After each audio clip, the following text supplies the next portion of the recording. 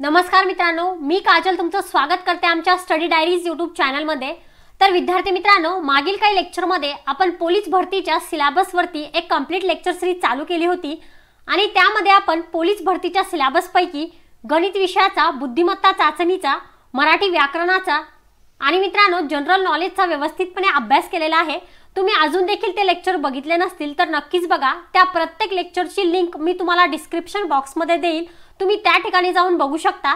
तर वळूया आपल्या आजच्या विषयाकडे। विद्यार्थी मित्रांनो, आजच्या लेक्चरमध्ये आपण पोलीस भरती करिता, तलाठी भरती करिता आणि इतर ज्या पण सरळ सेवा परीक्षेची तुम्ही प्रिपरेशन करत आहात तर त्या सर्व परीक्षेकरिता आपण जनरल नॉलेजवरती अतिशय महत्त्वाचे असे एमसीक्यूज डिस्कस करणार आहोत। आणि मित्रांनो, लक्षात ठेवा की आजच्या लेक्चरमध्ये आपण अशा प्रकारचे प्रश्न घेतले जे तुम्हाला येत्या परीक्षेत विचारले जाऊ शकतात, त्यामुळे व्हिडिओ स्किप न करता शेवटपर्यंत नक्कीच बघा। आणि मित्रांनो, तुम्ही जर चॅनलला सबस्क्राइब केलं नसेल तर ते देखील करा, कारण की आम्ही सरळ सेवा भरतीविषयी प्रत्येक अपडेट्स तर चॅनलवरती टाकतच असतो, परंतु त्याचबरोबर तुमचे डाउट्स देखील क्लिअर करत असतो। तर ज्या विद्यार्थ्यांना पोलीस भरतीची 100% प्रिपरेशन करायची आहे तर त्या विद्यार्थ्यांसाठी आम्ही एक कंप्लीट कोर्स लॉन्च केलाय। या कंप्लीट कोर्समध्ये आम्ही तुम्हाला प्रोव्हाइड करणार आहोत फुल सिलेबस नोट्समध्ये प्रत्येक important topic step by step पद्धतीने दिलेला आहे, जेणेकरून तुम्हाला समजण्यास सोपं जाईल। त्यानंतर आहे प्रत्येक विषयाचे रेकॉर्डेड लेक्चर्स। आणि मित्रांनो, तुम्हाला कोणत्याही विषयाचा गायडन्स हवा असेल तर तुम्हाला परिपूर्ण गायडन्स यामध्ये मिळणार आहे। आणि त्याचबरोबर तुम्हाला 15 सरावासाठी क्वेश्चन पेपर देखील दिला जातील। विद्यार्थी मित्रांनो, या प्रश्नपत्रिका अशा प्रकारे सेट केल्या आहे ज्यामध्ये तुम्हाला मागील प्रश्नपत्रिकेमधील प्रश्न विचारलेले आहेत। तर मित्रांनो, हा पूर्ण कोर्स तुम्हाला खूप फायदेशीर ठरणार आहे। तुम्ही या कोर्सला नक्कीच जॉइन करा। जॉइन करण्यासाठी तुम्ही दिलेल्या या नंबरवरती संपर्क करू शकता। आणि मित्रांनो, एक गोष्ट लक्षात ठेवा की ही एक पेड व्हॉट्सअप ग्रुप बॅच आहे आणि याची फीज आहे ती फक्त 499 रुपये। त्या व्यतिरिक्त तुम्ही आमचं टेलिग्राम चॅनल देखील जॉइन करू शकता। तर मित्रांनो, लवकरात लवकर हा कोर्स जॉइन करा आणि व्यवस्थितपणे अभ्यास करा। तर सुरू करूया आपला आजचा व्हिडिओ लेक्चर। मित्रांनो, सर्वात पहिले आपण डिस्कस करूया की माहिती तंत्रज्ञानवरती कशा प्रकारे प्रश्न हे विचारले जातात आणि कशा प्रकारे त्याची उत्तरे दिलेली आहेत। मित्रांनो, या ठिकाणी मी प्रत्येक प्रश्नाचं सविस्तर उत्तर दिलेलं आहे, तुम्ही व्यवस्थितपणे लक्ष द्या, कारण की एका प्रश्नामध्ये 2 प्रश्न दडलेले असतात, त्यामुळे प्रत्येक प्रश्न व्यवस्थितपणे तुम्ही वाचायचा आहे आणि त्याचं उत्तर हे लक्षात ठेवायचं आहे। तर या ठिकाणी बघा, पहिला प्रश्न विचारलाय, संगणकाचा जनक कोणाला म्हणतात? आणि या प्रश्नाचं उत्तर आहे की चार्ल्स बॅबेजला संगणकाचा जनक म्हणतात। चार्ल्स बॅबेज यांनी 1822 मध्ये संगणकाचा शोध लावला। चार्ल्स बॅबेजने पहिल्यांदा शोध लावलेल्या संगणकाचे नाव आहे डिफरन्शियल इंजिन। लक्षात ठेवा, तुम्हाला परीक्षेत प्रश्न विचारला जाऊ शकतो की चार्ल्स बॅबेजच्या पहिल्या संगणकाचे नाव काय होते? तर याचं उत्तर काय येईल की चार्ल्स बॅबेजच्या पहिल्या संगणकाचे नाव डिफरन्शियल इंजिन होते। त्यानंतर दुसरा प्रश्न विचारलाय, भारतात प्रथम संगणक कोठे स्थापित केला गेला? आणि या प्रश्नाचं उत्तर आहे की भारतातील पहिला संगणक भारतीय सांख्यिकी संस्था कलकत्ता येथे स्थापित केला गेला। तिसरा प्रश्न, जगातील पहिले सुपर कॉम्प्युटर कोणी बनविले?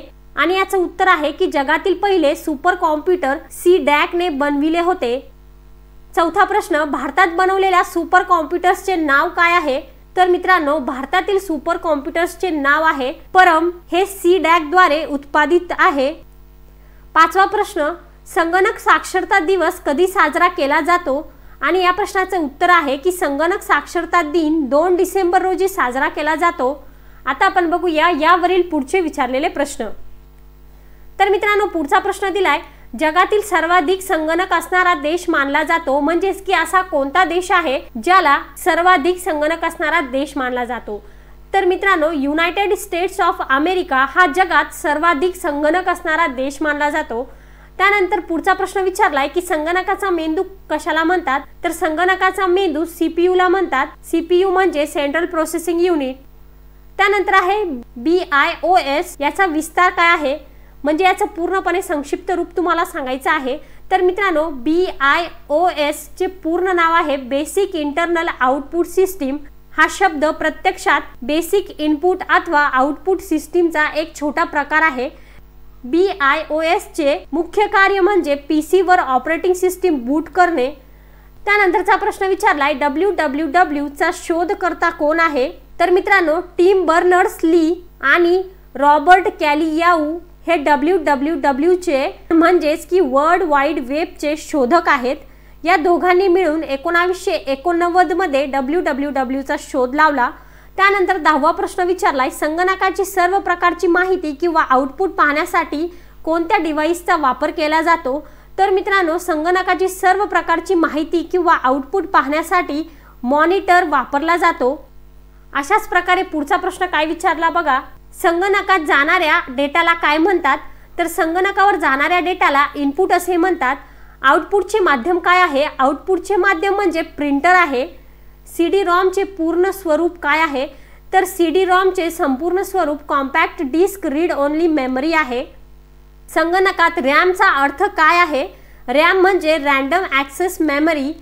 त्यानंतर 15वा प्रश्न विचारलाय, संगणक हार्डवेअर ज्यात मोठ्या प्रमाणात डेटा साठवता येतो त्याला काय म्हणतात? तर मित्रांनो, व्यवस्थितपणे लक्ष द्या की संगणक हार्डवेअर ज्यात मोठ्या प्रमाणात डेटा साठवता येतो त्याला मॅग्नेटिक टेप हार्ड डिस्क असे म्हणतात। त्यानंतर 16वा प्रश्न विचारलाय, संगणकात मेमरीच्या प्रकारात कोणाला मोजले जात नाही? संगणकात सर्व्हर या मेमरीच्या प्रकारात मोजला जात नाही। त्यानंतर 17वा प्रश्न विचारलाय, संगणकात महत्त्वाची 2 आउटपुट साधने कोणती आहेत? तर मित्रांनो, संगणकात 2 महत्त्वाची आउटपुट साधने आहेत, मॉनिटर आणि प्रिंटर। पेन ड्राईव्ह म्हणजे काय? तर मित्रांनो, पेन ड्राईव्ह ही एक इलेक्ट्रॉनिक मेमरी आहे। पेन ड्राईव्ह एक पोर्टेबल युनिव्हर्सल सिरियल बस म्हणजेच की USB फ्लॅश मेमरी डिव्हाइस आहे, ज्याचा वापर संगणकावरून ऑडिओ, व्हिडिओ आणि डेटा फाइल्स स्टोअर आणि ट्रान्सफर करण्यासाठी केला जातो। त्यानंतर बघा 19वा प्रश्न दिलाय, कॉम्प्युटरमध्ये बिल्ट इन मेमरी काय आहे? तर मित्रांनो, संगणकात बिल्ट इन मेमरी म्हणजेच की ROM रीड ओनली मेमरी आहे। त्यानंतर 20वा प्रश्न विचारलाय, फाईल सेव्ह केल्यानंतर संगणक बंद असतो तेव्हा कुठल्या ठिकाणी डेटा असतो? आणि या प्रश्नाचं उत्तर आहे की जेव्हा एखादी फाईल सेव्ह केल्यावर संगणक बंद केला जातो तेव्हा डेटा दुय्यम स्टोरेज मध्ये असतो। तर अशा प्रकारे या ठिकाणी आपण 20 प्रश्नांची उत्तरे बघितलेली आहेत। तर माहिती तंत्रज्ञानावरील अजून काही महत्त्वाचे प्रश्न डिस्कस करूया जे की तुम्हाला परीक्षेमध्ये विचारले जाऊ शकतात। तर 21वा प्रश्न विचारलाय, www चे पूर्ण नाव किंवा संपूर्ण विस्तार काय आहे? तर मित्रांनो, www चे पूर्ण नाव आहे वर्ल्ड वाइड वेब। त्यानंतर प्रश्न विचारलाय, कॅशे मेमरी का वापरली जाते? तर मेमरी आणि प्रोसेसर दरम्यानचा वेग अडथळा दूर करण्यासाठी संगणकात कॅशे मेमरी वापरली जाते। 23वा प्रश्न विचारलाय, संगणकात शब्दाची लांबी कशी मोजली जाते? एखाद्या शब्दाची लांबी संगणकात बाईटद्वारे मोजली जाते। 24वा प्रश्न विचारलाय, प्रोग्राम किंवा निर्देश असलेला संगणक प्रणालीचा भाग कशाला म्हणतात? तर मित्रांनो, याचं उत्तर आहे प्रोग्राम किंवा निर्देश असलेल्या संगणक प्रणालीच्या भागाला सॉफ्टवेअर असे म्हणतात। त्यानंतर बघा 25वा प्रश्न विचारलाय, इंटरनेटवर वापरली जाणारी संगणक भाषा कोणती आहे? तर मित्रांनो, इंटरनेटवर वापरली जाणारी संगणक भाषा म्हणजे जावा आहे। लक्षात ठेवा, तुम्हाला परीक्षेमध्ये प्रश्न विचारला जाऊ शकतो।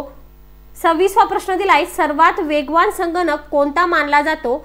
आणि याचं उत्तर आहे की सर्वात वेगवान संगणक हा एक सुपर कॉम्प्युटर म्हणून गणला जातो। HTTP म्हणजे काय? HTTP म्हणजे URL मधील एक प्रोटोकॉल आहे। HTTP चा संपूर्ण विस्तार हायपरटेक्स्ट ट्रान्सफर प्रोटोकॉल हा आहे। तर मित्रांनो, माहिती तंत्रज्ञानावर आधारित 28वा प्रश्न विचारलाय, HTTPS चा विस्तार काय आहे? आणि मित्रांनो, HTTPS चे पूर्ण नाव हायपरटेक्स्ट ट्रान्सफर प्रोटोकॉल हे आहे। HTTPS प्रोटोकॉल OSI मॉडेलच्या ट्रान्सपोर्ट लेअरवर कार्य करते, जे लेअर सिक्युरिटीसाठी ओळखले जाते। त्यानंतरचा प्रश्न विचारलाय, ब्राउझर म्हणजे नेमकं काय? आणि मित्रांनो, जाणून घ्या की ब्राउझर इंटरनेटवर वेब पृष्ठे शोधण्यासाठी एक सॉफ्टवेअर आहे। वेब ब्राउझर एक सॉफ्टवेअर आहे जे ब्लॉग, वेबसाईटवर उपलब्ध लेख, प्रतिमा, व्हिडिओ आणि ऑडिओ आणि गेम्स इत्यादी इंटरनेटवर उपलब्ध सामग्री पाहण्यास आणि वापरण्यास आपल्याला मदत करते। काही सर्वात लोकप्रिय ब्राउझर म्हणजे Google Chrome, Safari, Mozilla, Firefox, Opera इत्यादी आहेत। तर अशा प्रकारे ब्राउझरची या ठिकाणी पूर्णपणे माहिती दिलेली आहे। दिलेल्या या उत्तरामध्ये कोणत्याही पॉइंटवरती तुम्हाला प्रश्न विचारला जाऊ शकतो। तुम्हाला असा देखील प्रश्न विचारला जाऊ शकतो की सर्वात लोकप्रिय ब्राउझर म्हणजे कोणते? तर सर्वात लोकप्रिय ब्राउझर कोणते आहे? आताच आपण बघितले, Google Chrome, Safari, Mozilla, Firefox आणि ओपेरा। त्यानंतर बघा 30वा प्रश्न विचारलाय, संगणक विषाणू म्हणजेच की व्हायरस म्हणजे काय? तर व्हायरसचे पूर्ण नाव आहे vital information resource under seize, या ठिकाणी दिलेलं आहे बघा। त्यानंतर ते सांगतात की व्हायरस हे कॉम्प्युटरमधील लहान प्रोग्राम असतात जे संगणकात प्रवेश करतात आणि संगणकाच्या कार्यावर परिणाम करणारे स्वयं अंमलात आणलेले प्रोग्राम असतात। त्यानंतरचा प्रश्न विचारलाय की ईमेल म्हणजे काय? तर मित्रांनो, ईमेलचे संपूर्ण फॉर्म इलेक्ट्रॉनिक मेल आहे। ईमेलद्वारे संदेश एका व्यक्तीकडून दुसऱ्या व्यक्तीकडे किंवा अधिक व्यक्तींकडे डिजिटल स्वरूपात प्रसारित केला जातो। हे इंटरनेटद्वारे चालवले जाते। तुम्हाला असा देखील प्रश्न विचारला जाऊ शकतो या ठिकाणी की ईमेलची जी प्रोसेसिंग असते तर ती कशाद्वारे चालवतात? तर मित्रांनो, ईमेलची प्रोसेसिंग इंटरनेटद्वारे चालवली जाते। त्यानंतरचा प्रश्न विचारलाय ईमेलचे जनक कोण आहेत? तर मित्रांनो, रेमंड टॉमलिन्सन हे ईमेलचे आरंभकर्ता म्हणजेच की ईमेलचे जनक आहेत। त्यानंतरचा प्रश्न विचारलाय HTML चे पूर्ण स्वरूप काय आहे? तर मित्रांनो, HTML चे पूर्ण नाव हायपर टेक्स्ट मार्कअप लँग्वेज हे आहे। त्यानंतरचा प्रश्न विचारलाय EDP म्हणजे नेमकं काय? तर EDP म्हणजे इलेक्ट्रॉनिक डेटा प्रोसेसिंग। अशाच प्रकारे अजून काही प्रश्न डिस्कस करूया। पुढचा प्रश्न विचारलाय LCD चे पूर्ण नाव काय आहे? तर मित्रांनो, LCD चे पूर्ण नाव लिक्विड क्रिस्टल डिस्प्ले हे आहे। हे एक सपाट पॅनल प्रदर्शन तंत्रज्ञान आहे जे सामान्यतः टीव्ही आणि संगणक मॉनिटरमध्ये वापरले जाते। त्यानंतरचा प्रश्न विचारलाय OCR चा विस्तार काय आहे? तर मित्रांनो, OCR चे पूर्ण नाव ऑप्टिकल चार्टल रिकॉग्निशन आहे। OCR हे एक तंत्रज्ञान आहे ज्याद्वारे आम्ही प्रतिमा, PDF फाईल किंवा हस्तलिखित दस्तऐवज इत्यादींद्वारे विविध दस्तऐवज डेटामध्ये रूपांतरित करतो, ज्या योगे संगणक ते समजू शकेल। त्यानंतर 37वा प्रश्न विचारलाय प्रथम संगणक माऊस कोणी बनवला? तर मित्रांनो, प्रथम संगणक माऊस डग्लस एंजलबर्टने तयार केला होता। त्यानंतर 38वा प्रश्न विचारलाय कॉम्प्युटरच्या संदर्भात ALU म्हणजे नेमकं काय? तर मित्रांनो, व्यवस्थितपणे लक्ष द्या की ALU म्हणजे अरिथमॅटिक लॉजिक युनिट म्हणजेच की अंकगणितीय तर्क एकक। त्यानंतर 39वा प्रश्न विचारलाय IBM म्हणजे काय? तर मित्रांनो, IBM ही एक अमेरिकन बहुराष्ट्रीय माहिती तंत्रज्ञान कंपनी आहे। ही कंपनी 1911 मध्ये कॉम्प्युटिंग, टॅब्युलेटिंग, रेकॉर्डिंग कंपनी म्हणून सुरू केली गेली। IBM चे संपूर्ण नाव आंतरराष्ट्रीय बिझनेस मशीन कॉर्पोरेशन आहे, म्हणजेच इंटरनॅशनल बिझनेस मशीन्स कॉर्पोरेशन। त्यानंतरचा प्रश्न विचारलाय बीट म्हणजे काय? तर मित्रांनो, बीट हे एक संगणक स्मृतीमधील सर्वात लहान एकक आहे। जसं आपण किलोग्राम, मीटर, सेंटीमीटर हे एकक वापरतो, तशाच प्रकारे कॉम्प्युटरमधील वापरण्यात येणारं एकक आहे बीट। त्यानंतर 41वा प्रश्न विचारलाय मायक्रो प्रोसेसरचा शोध कोणी लावला? तर मित्रांनो, मायक्रो प्रोसेसरचा शोध इंटेलने लावला होता। जगात मुख्यत्वे 2 प्रमुख मायक्रो प्रोसेसर उत्पादन कंपन्या आहेत, इंटेल आणि AMD। तर मित्रांनो, अशा प्रकारे या ठिकाणी आपण इन्फॉर्मेशन टेक्नॉलॉजी म्हणजेच की माहिती तंत्रज्ञान यावरती आधारित अतिशय महत्त्वाचे प्रश्न व त्यांची उत्तरे बघितलेली आहेत। आता आपण बघूया की सामान्य विज्ञान या सेक्शनवरती कशा प्रकारे तुम्हाला प्रश्न विचारले जाऊ शकतात आणि कसं त्यांना सॉल्व करायचं। आता इथपर्यंत आपण संपूर्ण विश्लेषणासह उत्तर बघितले। आता आपण MCQs डिस्कस करूया। तर मित्रांनो, सामान्य विज्ञानावर आधारित पहिला प्रश्न विचारलाय हवेचा दाब मोजणाऱ्या उपकरणास काय म्हणतात? आणि पर्याय दिलेत हवा दाब मापी, तापमापी, पर्जन्यमापी, सिस्मोग्राफ। तर मित्रांनो, या प्रश्नाचं योग्य उत्तर आहे पर्याय नंबर अ, म्हणजेच की हवादाब मापी हे हवेचा दाब मोजणाऱ्या उपकरणास म्हणतात। त्यानंतरचा प्रश्न विचारलाय काजवा ट्यूबलाइट्स हे डॅश डॅश प्रकाशाचे स्रोत आहेत। पर्याय दिलेत उष्ण, शीत, नैसर्गिक, कृत्रिम। तर मित्रांनो, याचं उत्तर आहे की काजवा ट्यूबलाइट्स हे शीत प्रकाशाचे स्रोत आहेत। त्यानंतरचा प्रश्न विचारलाय मोटारसायकलीचा आरसा कसा असतो? सपाट असतो, भरीव गोल असतो, बहिर्गोल असतो की अंतर्गोल असतो? तर मित्रांनो, या प्रश्नाचं उत्तर आहे की मोटारसायकलीचा आरसा बहिर्गोल असतो। त्यानंतर प्रश्न विचारलाय दाताचे डॉक्टर कोणता आरसा वापरतात? बहिर्गोल, सपाट, भरीव गोल आणि अंतर्गोल। तर मित्रांनो, या प्रश्नाचं उत्तर आहे पर्याय नंबर ड, म्हणजेच की अंतर्गोल। अंतर्गोल आरशातील प्रतिमा डॅश डॅश व डॅश डॅश असते, म्हणजेच की कशी असते? तर पर्याय दिलेत सुलटी व लहान, सुलटी व मोठी, बहिर्गोल आणि अशास्त्रीय। तर मित्रांनो, लक्षात ठेवा की अंतर्गोल आरशातील प्रतिमा सुलटी व मोठी असते। त्यानंतर सामान्य विज्ञान या सेक्शनवर आधारित पुढचा प्रश्न विचारलाय सुलटी व लहान प्रतिमा कोणत्या आरशात मिळते? अंतर्गोल, सपाट, बहिर्गोल आणि अशास्त्रीय। तर याचं उत्तर आहे की सुलटी व लहान प्रतिमा बहिर्गोल आरशात मिळते. पुढचा प्रश्न विचारलाय, चुंबकाची स्थिर राहण्याची दिशा कोणती असते? पर्याय दिलेत पूर्व पश्चिम, आग्नेय नैऋत्य, वायव्य ईशान्य. तर मित्रांनो याचं योग्य उत्तर आहे की चुंबकाची स्थिर राहण्याची दिशा दक्षिणोत्तर असते. चुंबकाचा उपयोग डॅश डॅश मध्ये केला जातो. पर्याय दिलेत गणकयंत्र, मळणी यंत्र, होकायंत्र, कल्टिवेटर.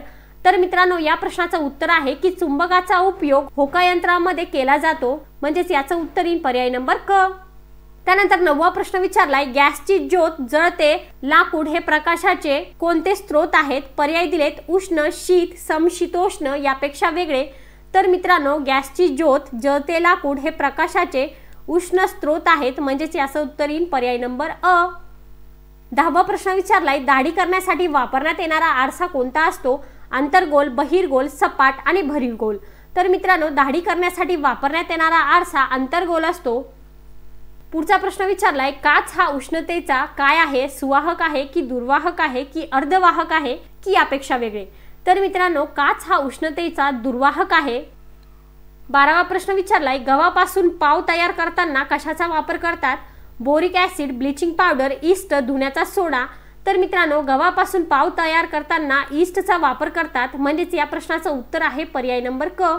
खडकातील सजीवाच्या अवशेषाला काय म्हणतात? जीवाश्म, जीवाणू, पुरावशेष, खडक अवशेष. तर याचं उत्तर आहे की खडकातील सजीवाच्या अवशेषाला जीवाश्म असे म्हणतात. 14वा प्रश्न विचारलाय, काही स्थायू पदार्थाला उष्णता दिली असतात या अवस्थेतून जातो, म्हणजेच की कोणत्या अवस्थेतून जातो? तर पर्याय दिलेत स्थायू द्रव वायू, स्थायू वायू द्रव, वायू द्रव स्थायू, द्रव स्थायू वायू.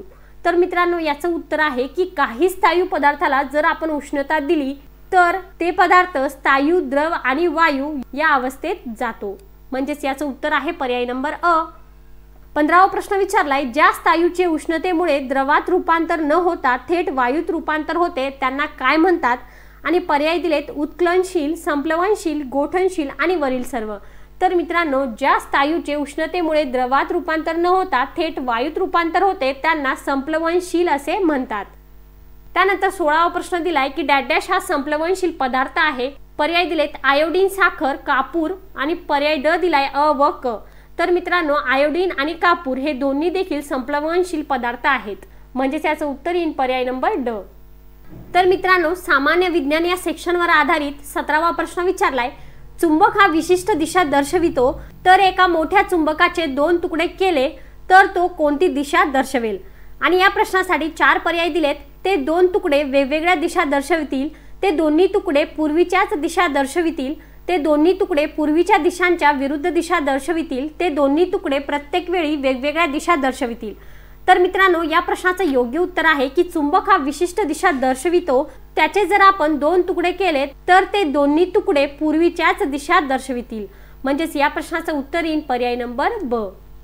पुढचा प्रश्न विचारलाय, समुद्र सपाटीपासून वर जाताना हवेचा दाब काय होत जातो? वाढत जातो, कमी होत जातो, तेवढाच राहतो, कमी जास्त होत राहतो? तर मित्रांनो समुद्र सपाटीपासून वर जाताना हवेचा दाब कमी होत जातो. 19वा प्रश्न विचारलाय, डॅश डॅशचे भौतिक किंवा रासायनिक अपघटन होत नाही. मूलद्रव्याचे, संयुगेचे, मिश्रणेचे आणि प्रतिमेचे. तर मित्रांनो मूलद्रव्याचे भौतिक किंवा रासायनिक अपघटन होत नाही, म्हणजेच याचं उत्तर आहे पर्याय नंबर अ. पुढचा प्रश्न विचारलाय की डॅश डॅश हे अणूमधील ऋण प्रभारित कण होत. पर्याय दिलेत रेणू, इलेक्ट्रॉन, प्रोटॉन, न्यूट्रॉन. आणि याचं उत्तर आहे की इलेक्ट्रॉन हे अणूमधील ऋण प्रभारित कण होत, म्हणजेच याचं उत्तर येईल पर्याय नंबर ब. त्यानंतर 21वा प्रश्न विचारलाय, अणूमधील धन प्रभारित कणांना काय म्हणतात? रेणू, इलेक्ट्रॉन, प्रोटॉन, न्यूट्रॉन. तर मित्रांनो जाणून घ्या की अणूमधील धन प्रभारित कणांना प्रोटॉन असे म्हणतात. त्यानंतरचा प्रश्न विचारलाय, एक मनुष्य अ ते ब हे सरळ अंतर चालत गेला, हे डॅश डॅश गतीचे उदाहरण आहेत. पर्याय दिलेत परिवलन गती, स्थानांतरणीय गती, परिभ्रमण गती आणि कंपन गती. तर मित्रांनो अतिशय सोपं उत्तर आहे. एक व्यक्ती जर एका ठिकाणावरून दुसऱ्या ठिकाणी जात असेल तर ती कोणती गती झाली? स्थानांतरणीय गती, म्हणजेच या प्रश्नाचं योग्य उत्तर येईल पर्याय नंबर ब. पुढचा प्रश्न विचारलाय, परिवलन गतीचे उदाहरण कोणते आहेत? आणि या ठिकाणी तुम्हाला 4 उदाहरण दिलेले आहेत. पर्याय बघा, धावती आगगाडी, शिवणयंत्राची सुई, पवनचक्की, घड्याळातील लंबक. तर मित्रांनो याचं उत्तर आहे की परिवलन गतीचे उदाहरण आहे पवनचक्की. पुढचा प्रश्न विचारलाय, तंबोऱ्याची तार छेडली असता कोणती गती निर्माण होते? पर्याय दिलेत परिवलन, स्थानांतरणीय, कंपन, परिभ्रमण. तर मित्रांनो, तुम्ही बऱ्याच वेळेस बघितलं असेल की आपण जेव्हा आपला मोबाईल व्हायब्रेट या मोडवर ठेवतो तेव्हा कोणाचाही फोन आल्यानंतर मोबाईल काय करतो, व्हायब्रेट करतो, म्हणजेच की त्याच्या आजूबाजूला काय होते, कंपन गती निर्माण होते. तर तशाच प्रकारे जेव्हा पण तंबोऱ्याची तार छेडली जाते तर तेव्हा पण ते काय होते, जागीच हलते, बरोबर. म्हणजेच त्या ठिकाणी व्हायब्रेशन निर्माण होतात आणि त्यालाच कंपन गती असे म्हणतात.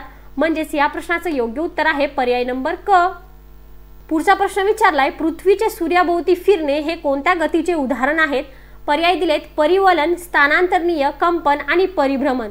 तर मित्रांनो, पृथ्वीचे सूर्याभोवती फिरणे हे परिभ्रमण गतीचे उदाहरण आहेत. म्हणजेच याचं उत्तर येईल पर्याय नंबर ड. पुढचा प्रश्न विचारलाय, न्यूटनने डॅश डॅश गतीविषयक नियम मांडले. तर मित्रांनो, न्यूटनने 3 गतीविषयक नियम मांडले. 27वा प्रश्न दिलाय, न्यूटनचा डॅश डॅश नियम जडत्वाशी संबंधित आहे. चौथा, तिसरा, दुसरा आणि पहिला. तर न्यूटनचा जो पहिला नियम आहे तर तो जडत्वाशी संबंधित आहे. क्रियाबल व प्रतिक्रियाबल यांची परिमाणे समान असतात परंतु त्यांच्या दिशा परस्पर विरुद्ध आहे. आणि आपल्याला सांगायचं आहे की हा न्यूटनचा कितवा नियम आहे आणि यासाठी पर्याय दिलेत आर्किमिडीसचे तत्व, न्यूटनचा तिसरा नियम, जडत्वाचा सिद्धांत, न्यूटनचा दुसरा नियम. तर मित्रांनो, हे जे या ठिकाणी दिलेलं आहे की क्रियाबल व प्रतिक्रियाबल यांची परिमाणे समान असतात परंतु त्यांच्या दिशा परस्पर विरुद्ध आहे, हा न्यूटनचा तिसरा नियम आहे. म्हणजेच या प्रश्नाचं उत्तर येईल पर्याय नंबर ब. पुढचा प्रश्न विचारलाय, वेगात असलेल्या बसचे ब्रेक अचानक दाबल्यास काय होते? प्रवासी पुढे ढकलले जातात. अतिशय सोपा प्रश्न होता. म्हणजेच या प्रश्नाचं उत्तर येईल पर्याय नंबर अ. 30वा प्रश्न विचारलाय, वरील उदाहरण कशाचा नियम दर्शविते? आर्किमिडीज, जडत्व, न्यूटन आणि गॅलिलिओ. म्हणजेच या ठिकाणी हा जो 29वा प्रश्न दिलेला आहे की वेगात असलेल्या बसचे ब्रेक अचानक दाबल्यास प्रवासी पुढे ढकलले जातात, तर आपल्याला सांगायचं आहे की हे उदाहरण कोणता नियम दर्शवतो. तर मित्रांनो, हे जे उदाहरण दिलेलं आहे तर ते जडत्वाचा नियम दर्शवतो. म्हणजेच या प्रश्नाचं उत्तर आहे पर्याय नंबर ब. अशाच प्रकारे सामान्य विज्ञान या सेक्शनवरती आधारित पुढचे प्रश्न डिस्कस करूया. तर या ठिकाणी बघा, 31वा प्रश्न विचारलाय, धरणात साठवलेले पाणी कोणत्या ऊर्जेचे स्रोत आहेत? स्थितीज, गतीज, अपारंपरिक, सौर. तर मित्रांनो, धरणात साठवलेले पाणी स्थितीज ऊर्जेचे स्रोत आहेत. म्हणजेच याचं उत्तर आहे पर्याय नंबर अ. धावती बस हे या ऊर्जेचे उदाहरण आहेत. स्थितीज, गतीज, अपारंपरिक, सौर ऊर्जा. तर धावती बस हे गतीज ऊर्जेचे उदाहरण आहेत. सामान्य विज्ञानवरती आधारित पुढचा आणि महत्त्वाचा प्रश्न विचारलाय, ऊर्जेची निर्मिती किंवा नाश करता येते का? नाही. मित्रांनो, अतिशय सोपं आहे आणि नेहमीसाठी लक्षात ठेवा की एनर्जी नायदर बी क्रिएटेड और नॉर बी डिस्ट्रॉय. म्हणजेच की ऊर्जा निर्माणही करता येत नाही आणि नष्टही करता येत नाही. तर या प्रश्नाचं उत्तर आहे पर्याय नंबर ब. पुढचा आणि महत्त्वाचा प्रश्न विचारलाय, क्ष किरण हे काय असतात? पर्याय दिलेत प्रभार सहित, धनप्रभारित, प्रभार रहित, ऋण प्रभारित. तर मित्रांनो, या प्रश्नाचं उत्तर आहे की क्ष किरण हे प्रभार रहित असतात. म्हणजेच याचं उत्तर येईल पर्याय नंबर क. 35वा प्रश्न विचारलाय, कॅथोड किरण हे काय असतात? पर्याय दिलेत धनप्रभारित, ऋण प्रभारित, प्रभार रहित, अप्रभारित. तर मित्रांनो, कॅथोड किरण हे ऋण प्रभारित असतात. म्हणजेच याचं उत्तर येईल पर्याय नंबर ब. मित्रांनो, ऋण म्हणजे काय? वजाबाकी. आणि धन म्हणजे काय? बेरीज. तर कॅथोड किरण जे असतात ते ऋण प्रभारित असतात. त्यानंतर पुढचा प्रश्न विचारलाय, प्रकाश संश्लेषण क्रियेत कोण मुक्त होतो? Nitrogen, hydrogen, carbon dioxide, oxygen. तर मित्रांनो, प्रकाश संश्लेषण क्रियेत ऑक्सिजन मुक्त होतो. पुढचा प्रश्न विचारलाय, वनस्पती कशाच्या सहाय्याने स्वतःचे अन्न तयार करतात? पर्याय दिलेत हरितगृहे, हरितद्रव्य, पीतद्रव्ये, श्वेतद्रव्ये. तर मित्रांनो, वनस्पती हरितद्रव्याच्या सहाय्याने स्वतःचे अन्न स्वतः तयार करत असतात. म्हणजेच याचं उत्तर येईल पर्याय नंबर ब. 38वा प्रश्न विचारलाय, प्रकाश संश्लेषण क्रियेत डॅश डॅश ऊर्जेचे डॅश डॅश ऊर्जेत रूपांतर होते. पर्याय दिलेत रासायनिक प्रकाश, प्रकाश रासायनिक, स्थितीज ऊर्जेचे गतीज ऊर्जेत, गतीज ऊर्जेचे स्थितीज ऊर्जेत. तर मित्रांनो, लक्षात ठेवा की प्रकाश संश्लेषण क्रियेत प्रकाश ऊर्जेचे रूपांतर रासायनिक ऊर्जेत होत असते. म्हणजेच याचं उत्तर येईल पर्याय नंबर ब. पुढचा प्रश्न विचारलाय की डॅश डॅश रक्तगटाच्या व्यक्तीला सर्व योग्य दाता असे म्हणतात. म्हणजेच की त्या रक्तगटाचा रक्त सर्व रक्तगटाला चालतो आणि यासाठी 4 पर्याय दिलेत, ओ, ए, बी, ए आणि बी. तर मित्रांनो लक्षात ठेवा की ओ जे रक्तगट आहे तर तो युनिव्हर्सल डोनर आहे, म्हणजेच की सर्व योग्य दाता आहे। तर या प्रश्नाचं उत्तर येईल पर्याय नंबर अ। पुढचा प्रश्न विचारलाय सर्व योग्य ग्राही रक्तगट कोणता आहे? पर्याय दिलेत ओ, ए, बी, ए आणि बी। तर मित्रांनो सर्व योग्य ग्राही रक्तगट ए बी आहे। 41वा प्रश्न विचारलाय कोणत्याही रक्तगटाची व्यक्ती कोणत्याही रक्तगटाच्या व्यक्तीला रक्तदान करू शकत नाही असे नाही हे विधान आपल्याला सांगायचं आहे। दिलेलं जे विधान आहे ते चूक आहे की बरोबर आहे की अनिश्चित आहे? तर मित्रांनो कोणत्याही रक्तगटाची व्यक्ती कोणत्याही रक्तगटाच्या व्यक्तीला रक्तदान करू शकते का? नाही, म्हणजेच या ठिकाणी हे विधान कसं आहे? चूक आहे। तर या प्रश्नाचं उत्तर आहे पर्याय नंबर ब। पुढचा प्रश्न विचारलाय युरिया, पोटॅश खत ही कोणती खते आहेत? पर्याय दिलेत नैसर्गिक खते आहेत, सेंद्रिय आहेत, रासायनिक की अरासायनिक? तर मित्रांनो युरिया, पोटॅश खत हे रासायनिक खते आहेत, म्हणजे याचं उत्तर आहे पर्याय नंबर क। पुढचा प्रश्न विचारलाय कंपोस्ट खत, सोनखत ही कशी खते आहेत? पर्याय दिलेत कृत्रिम, सेंद्रिय, रासायनिक, असेंद्रिय? तर मित्रांनो कंपोस्ट खत, सोनखत ही सेंद्रिय खते आहेत, म्हणजेच याचं उत्तर आहे पर्याय नंबर ब। या वनस्पती उत्पादनाच्या कृत्रिम पद्धती आहेत, म्हणजेच या ठिकाणी तुम्हाला 4 पर्याय दिलेत आणि त्यापैकी आपल्याला सांगायचं आहे की कृत्रिम पद्धती कोणती? तर दाब कलम, छाट कलम, ऊती संवर्धन आणि ड पर्याय दिलाय वरील सर्व। तर मित्रांनो दाब कलम, छाट कलम, ऊती संवर्धन या तिन्ही देखील वनस्पती उत्पादनाच्या कृत्रिम पद्धती आहेत, म्हणजेच याचं उत्तर येईल पर्याय नंबर ड। पुढचा प्रश्न विचारलाय संकरित वनस्पतीचे उत्पादन असे केले जाते? पर्याय दिलेत कलमाद्वारे, मिश्र फलन, यादृच्छिक फलन आणि क्लोनिंग? तर मित्रांनो लक्षात ठेवा की संकरित वनस्पतीचे उत्पादन कलमाद्वारे केले जाते, म्हणजेच याचं उत्तर येईल पर्याय नंबर अ। तर मित्रांनो अशा पद्धतीने या ठिकाणी आपण सामान्य विज्ञानवरती अतिसंभाव्य प्रश्न डिस्कस केलेले आहे आणि प्रत्येक प्रश्नाचे उत्तरे देखील घेतलेले आहेत। विद्यार्थी मित्रांनो सर्वात पहिले आपण पुणे शहर व पुणे जिल्हा यावर आधारित सर्व थिअरी डिस्कस करूया आणि मग नंतर यावरती कशा प्रकारे प्रश्न विचारले जाऊ शकतात ते बघूया। तर या ठिकाणी बघा पहिलाच मुद्दा दिलाय सौंदर्याने नटलेल्या आणि मुळामुठा नदीकाठी वसलेल्या पुनवडी नावाचे एक गाव सध्याला महाराष्ट्रातले मुंबई नंतरचे दुसरे सर्वाधिक औद्योगिकीकरण झालेले शहर ठरले आहे। त्यानंतर दिलंय की संतांची परंपरा लाभलेल्या महाराष्ट्रातील पुणे शहरामध्ये संत ज्ञानेश्वर महाराज, संत तुकाराम महाराज, स्वराज्य संस्थापक छत्रपती शिवाजी महाराज, छत्रपती संभाजी महाराज, महात्मा ज्योतिराव फुले, सावित्रीबाई फुले, लहुजी वस्ताद साळवे, लोकमान्य टिळक या आणि अशा इतर कर्तबगार महापुरुषांच्या कार्याचा ठसा उमटलेला दिसतो। अनेक नामांकित शैक्षणिक संस्थांमुळे हे शहर ऑक्सफर्ड ऑफ द ईस्ट म्हणूनही ओळखले जाते। मराठी भाषा ही या शहराची मुख्य भाषा असून अत्यंत प्राचीन ज्ञात इतिहासापासून पुणे शहराची ओळख महाराष्ट्राची सांस्कृतिक राजधानी अशी आहे। आता या ठिकाणी हा झाला पुणे शहराचा पूर्णपणे इंट्रो। आता खाली काय दिलाय की पुणेचे नाव कसे पडले? तर पुणे हे नाव पुण्यनगरी या नावावरून आल्याचे मानले जाते। हे शहर 8व्या शतकात आहे ते पुण्य किंवा पुण्यक नावाने ओळखले जात होते असा संदर्भ सापडतो। 11व्या शतकात हे शहर पुणे किंवा पुनावडी म्हणून ओळखले जाऊ लागले। मराठा साम्राज्याच्या काळात शहराचे नाव पुणे म्हणून वापरले जात असे। ब्रिटिशांनी त्याला पुणा असे संबोधण्यास सुरुवात केली आणि आता हे अधिकृत नावाने ओळखले जाते पुणे। त्यानंतर दिलाय पुणेचा इतिहास। तर मित्रांनो 8व्या शतकात पुणे पुण्यक म्हणून ओळखले जात असे। शहराचे सर्वात जुने वर्णन इसवी सन 758 ची तारीख आहे, जेव्हा त्या काळातील राष्ट्रकूट राज्यात त्याचा उद्देश आहे।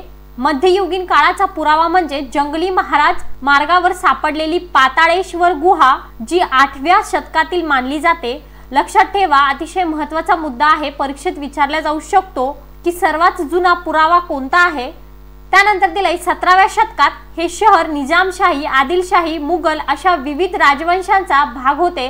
17व्या शतकात शहाजीराजे भोसले यांना निजामशहाचे पुण्याची जमीनदारी दिली होती। या जमीनदारीत त्यांची पत्नी जिजाबाई यांनी तिने 1627 मध्ये शिवनेरी किल्ल्यावर छत्रपती शिवाजीराजे भोसले यांचा जन्म दिला। शिवाजी महाराजांनी आपल्या साथीदारांसह पुणे संकुलात मराठा साम्राज्याची स्थापना केली। या काळात पुण्यात शिवाजी महाराजांचे वर्चस्व होते। पुढे पेशवाईच्या काळात इसवी सन 1749 पुणे हे मराठा साम्राज्याची प्रशासकीय राजधानी बनवण्यात आले, ज्यामुळे साताऱ्याला सिंहासन आणि छत्रपतीची राजधानी बनवण्यात आले।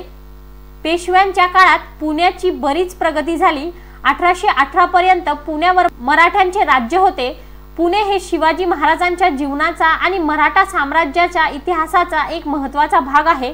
इसवी सन 1635 ते 36 दरम्यान जेव्हा जिजाबाई आणि शिवाजी महाराज निवासासाठी पुण्यात आले तेव्हा पुण्याच्या इतिहासात एक नवीन सण जन्माला आला। शिवाजी महाराज आणि जिजामाता पुण्यातील लाल महालात राहत होते।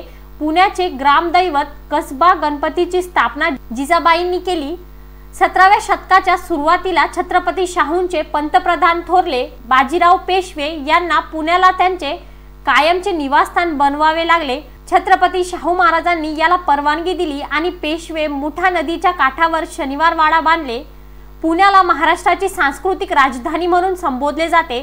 पुण्याचे मराठी हे मराठी भाषेचे प्रमाण स्वरूप मानले जाते। पुण्यात वर्षभर सांस्कृतिक कार्यक्रम होतात। पुण्यात संगीत, कला, साहित्य भरपूर आहे। लोकमान्य टिळकांनी 1894 मध्ये सार्वजनिक गणेशोत्सव सुरू केला।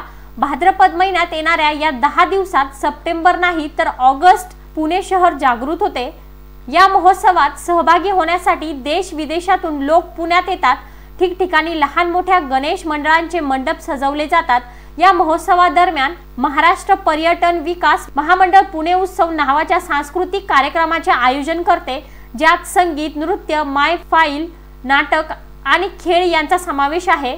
10 दिवसांच्या या उत्सवाची सांगता गणेश विसर्जनाने होते। पुणे शहर पुणा म्हणूनही ओळखले जाते। 1978 पर्यंत अधिकृत नाव पुणा होते। हे भारताच्या महाराष्ट्र राज्यातील एक महत्त्वाचे शहर आहे। भारतातील 7वे सर्वात जास्त लोकसंख्या असलेले आणि महाराष्ट्र राज्यातील दुसरे सर्वात मोठे शहर आहे। शहराची 2020 पर्यंत अंदाजे 7.4 दशलक्ष लोकसंख्या आहे। हे अनेक वेळा भारतातील सर्वात राहण्यायोग्य शहर म्हणून ओळखले गेले। PCMC, PMC आणि कॅम्प खडकी आणि देहू रोड या 3 कॅन्टोन्मेंट शहरांसह पुणे महानगरपालिका क्षेत्रासह पुणे महानगर प्रदेश या नावाने शहरी क्षेत्र आहे। पुणे शहर महाराष्ट्राच्या पश्चिम भागात मुळा व मुठा या 2 नद्यांच्या किनारी वसलेले असून येथे पुणे जिल्ह्याचे प्रशासकीय मुख्यालय आहे। नागरी सोयीसुविधा आणि विकासाबाबतीत पुणे हे संपूर्ण महाराष्ट्रात मुंबईनंतर अग्रेसर आहे। या शहराच्या पुणा या नावाचे झेपर हे इंग्रजी स्पेलिंग सुमारे 150 वर्ष प्रचलित होते। पूर्वापार चालत असलेल्या अनेक शिक्षण संस्थांमुळे पुणे हे विद्येचे माहेरघर म्हणून ओळखतात। तसेच मिसळ हा पुण्याचा मानाचा पहिला खाद्यपदार्थ आहे। पुणे शहर आणि परिसरात 7 नद्या आहेत, त्या अशा मुळा, मुठा, इंद्रायणी, पवना, रामनदी, देवनदी, नागनदी आणि या नद्यांपैकी मुळा, मुठा, पवना आणि इंद्रायणी याच फक्त वाहत्या नद्या आहेत। तर अशा प्रकारे या ठिकाणी आपण पुणे शहर व पुणे जिल्हा यावर आधारित सर्व थेअरी बघितलेली आहेत। आता आपण बघूया की यावरती कशा प्रकारे MCQs विचारले जातात आणि कशा प्रकारे तुम्ही यांची उत्तरे द्यायची आहेत। तर मित्रांनो, पुणे शहर व पुणे जिल्हा यावर आधारित पहिला प्रश्न विचारलाय। पुणे शहरासंबंधीचा सर्वात जुना पुरावा खालीलपैकी कधीचा आहे आणि पर्याय दिलेत इसवी सन पूर्व 700, इसवी सन 758, इसवी सन 1818 आणि इसवी सन 1001। तर मित्रांनो, या प्रश्नाचे योग्य उत्तर आहे पर्याय नंबर 2, म्हणजेच की पुणे शहरासंबंधीचा सर्वात जुना पुरावा इसवी सन 758 हा आहे। त्यानंतर पुढचा प्रश्न विचारलाय, पुणे शहराचे प्राचीन नाव खालीलपैकी काय होते? नंदीग्राम, पूर्णा, धाराशिव, पुनवडी आणि या 4ही पर्यायापैकी या प्रश्नाचे योग्य उत्तर आहे पर्याय नंबर 4। पुणे शहरात महानगरपालिका कोणत्या सालापासून सुरू झाली? पर्याय दिलेत 1950, 1958, 1947, 1960 आणि मित्रांनो, या प्रश्नाचे योग्य उत्तर आहे पर्याय नंबर 1, म्हणजेच की पुणे शहरात महानगरपालिका 1950 सालापासून सुरू झाली आहे। पुढचा प्रश्न विचारलाय, प्रबंध पुणे शहरात नगरपालिका कधी अस्तित्वात आली? 1764 मध्ये, 1600 मध्ये, 1857 मध्ये आणि 1919 मध्ये।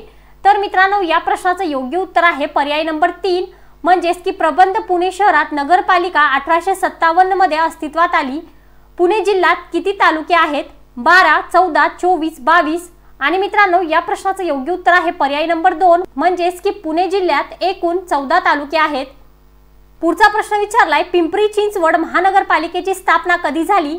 2 ऑक्टोबर 1982 मध्ये, 4 डिसेंबर 1980 मध्ये, 15 ऑगस्ट 1960 मध्ये आणि 11 ऑक्टोबर 1982 मध्ये। तर मित्रांनो, या प्रश्नाचे योग्य उत्तर आहे की पिंपरी चिंचवड महानगरपालिकेची स्थापना 11 ऑक्टोबर 1982 मध्ये झाली।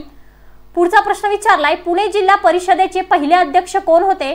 शंकरराव उरसळ, धनंजयराव गाडगीळ, मुरलीधर मोहोळ, बाबूराव सणस. तर मित्रांनो, या प्रश्नाचं उत्तर आहे की पुणे जिल्हा परिषदेचे पहिले अध्यक्ष शंकरराव उरसळ हे होते. पुढचा प्रश्न विचारलाय, पुणे जिल्ह्यातील भाटघर धरणाला कोणते धरण असे देखील म्हणतात? पर्याय दिलेत, एसाजी कंक धरण, लॉईड धरण, रॉबर्ट धरण आणि यापैकी नाही. तर मित्रांनो, पुणे जिल्ह्यातील भाटघर धरणाला लॉईड धरण असे देखील म्हणतात, म्हणजेच या प्रश्नाचं योग्य उत्तर आहे पर्याय नंबर 2. पुढचा प्रश्न विचारलाय, पानशेत धरण हे कोणत्या तालुक्यात आणि कोणत्या नदीवर आहे? पर्याय दिलेत, आंबेगाव मुठा नदी, जुन्नर नीरा नदी, मुळशी आंबी नदी आणि मावळ कुकडी नदी. तर मित्रांनो, या प्रश्नाचं योग्य उत्तर आहे पर्याय नंबर 3, म्हणजेच की पानशेत धरण हे मुळशी तालुक्यात आणि आंबी नदीवर आहे. पुढचा प्रश्न विचारलाय, पुणे शहर मुसलमान शासकाच्या हाती कधी गेले? इसवी सन 1294 मध्ये, इसवी सन 1818 मध्ये, इसवी सन 1947 मध्ये आणि इसवी सन 1630 मध्ये. तर मित्रांनो, या प्रश्नाचं योग्य उत्तर आहे की पुणे शहर मुसलमान शासकाच्या हाती इसवी सन 1294 मध्ये गेले. छत्रपती शिवाजी महाराजांनी 1645 मध्ये कोणता किल्ला जिंकला? सिंहगड, तोरणा, राजगड आणि लोहगड. तर मित्रांनो, या प्रश्नाचं योग्य उत्तर आहे की छत्रपती शिवाजी महाराजांनी 1645 मध्ये तोरणा किल्ला जिंकला. बाजीराव पेशव्यांनी शनिवारवाडा कधी बांधला? 1700 मध्ये, 1800 मध्ये, 1740 मध्ये आणि 1732 मध्ये. तर मित्रांनो, बाजीराव पेशव्यांनी शनिवारवाडा 1732 मध्ये बांधला, म्हणजेच या प्रश्नाचं योग्य उत्तर आहे पर्याय नंबर 4. पुढचा प्रश्न विचारलाय, पुण्यावर खालीलपैकी कोणत्या घराण्याचे शासन होते? चोळ, राष्ट्रकूट, रोहिले, मौर्य. तर मित्रांनो, या प्रश्नाचं योग्य उत्तर आहे की पुण्यावर खालीलपैकी राष्ट्रकूट या घराण्याचे शासन होते. मराठी सत्तेचा पराभव 1818 मध्ये कोणत्या पेशव्यांच्या काळात झाला? रघुनाथराव, माधवराव पेशवा, दुसरा बाजीराव पेशवा आणि बाळाजी विश्वनाथ. तर मित्रांनो, या प्रश्नाचं योग्य उत्तर आहे की मराठी सत्तेचा पराभव 1818 मध्ये दुसरा बाजीराव पेशव्यांच्या काळात झाला. पुढचा प्रश्न विचारलाय, पुणे कॅन्टोन्मेंटची स्थापना कधी झाली? आणि मित्रांनो, हे सर्व आपण आजच्या लेक्चर मध्येच बघितलेलं आहे की पुणे कॅन्टोन्मेंटची स्थापना 1818 मध्ये झाली, म्हणजेच या प्रश्नाचं योग्य उत्तर आहे पर्याय नंबर 4. पुणे जिल्ह्याचे क्षेत्रफळ किती आहे? पर्याय दिलेत, 17,075, 15,643, 10,400, 18,400. तर मित्रांनो, या प्रश्नाचं योग्य उत्तर आहे की पुणे जिल्ह्याचे क्षेत्रफळ एकूण 15,643 चौरस किलोमीटर एवढा आहे, म्हणजेच या प्रश्नाचं योग्य उत्तर येईल पर्याय नंबर 2. तर मित्रांनो, पुणे शहर व पुणे जिल्हा यावर आधारित अजून काही एमसीक्यूज डिस्कस करूया. तर 17वा प्रश्न विचारलाय, महाराष्ट्र राज्याच्या कोणत्या दिशेला पुणे शहर आहे? पूर्व, उत्तर, पश्चिम आणि दक्षिण. तर मित्रांनो, या प्रश्नाचं योग्य उत्तर आहे की महाराष्ट्र राज्याच्या पश्चिम दिशेला पुणे शहर आहे. महाराष्ट्र राज्याची स्थापना कधी झाली? 1 नोव्हेंबर 1956 ला, 14 एप्रिल 1891 मध्ये, 2 ऑक्टोबर 1947 ला, 1 मे 1960 ला. तर मित्रांनो, या प्रश्नाचं योग्य उत्तर आहे की महाराष्ट्र राज्याची स्थापना 1 मे 1960 मध्ये झाली. खडकी कॅन्टोन्मेंट बोर्डाची स्थापना कधी झाली? 1818 मध्ये, 1822 मध्ये, 1840 मध्ये आणि 1806 मध्ये. तर मित्रांनो, या प्रश्नाचं योग्य उत्तर आहे की खडकी कॅन्टोन्मेंट बोर्डची स्थापना 1822 मध्ये झाली, म्हणजेच या प्रश्नाचं योग्य उत्तर आहे पर्याय नंबर 2. पुढचा प्रश्न विचारलाय, पुणे जिल्ह्यात सरासरी पर्जन्य किती आहे? 840 मिमी, 8000 मिमी, 720 मिमी आणि 450 मिमी. तर मित्रांनो, या प्रश्नाचं योग्य उत्तर आहे की पुणे जिल्ह्यात सरासरी पर्जन्य 720 मिमी एवढी आहे. मुळा मुठा नद्यांदरम्यान कोणते डोंगर आहे? तामणी डोंगर, अंबाला डोंगर, तसुबाई डोंगर आणि पर्वती डोंगर. तर मित्रांनो, या प्रश्नाचं योग्य उत्तर आहे पर्याय नंबर 1, म्हणजेच की मुळा मुठा नद्यांदरम्यान तामणी डोंगर आहे. त्यानंतर 22वा प्रश्न विचारलाय, या ठिकाणी आपल्याला योग्य जोड्या जुळवायच्या आहे. 2 सेक्शन दिले. पहिल्या सेक्शन मध्ये आहे वेताळ टेकडी, फर्ग्युसन टेकडी, चतुशृंगी टेकडी, वनदेवी टेकडी आणि दुसऱ्या सेक्शन मध्ये दिले सुसगाव, बावधन, तुकाई, वाघजाई. तर मित्रांनो, या प्रश्नाचं योग्य उत्तर आहे पर्याय नंबर 3, म्हणजेच की वेताळ टेकडी सुसगाव मध्ये आहे, फर्ग्युसन टेकडी बावधन मध्ये, चतुशृंगी टेकडी तुकाई मध्ये आणि वनदेवी टेकडी वाघजाई मध्ये. त्यानंतर पुढचा प्रश्न विचारलाय, खडकवासला धरण खालीलपैकी कोणत्या योगात येते? पानशेत, पिंपळेजोग, वडीवळे, माणिकडोह. तर मित्रांनो, या प्रश्नाचं योग्य उत्तर आहे पर्याय नंबर 2, म्हणजेच की खडकवासला धरण खालीलपैकी पिंपळेजोग या योगात येते. 24वा प्रश्न विचारलाय ओंकारेश्वर पुलाचे नवीन नाव काय आहे?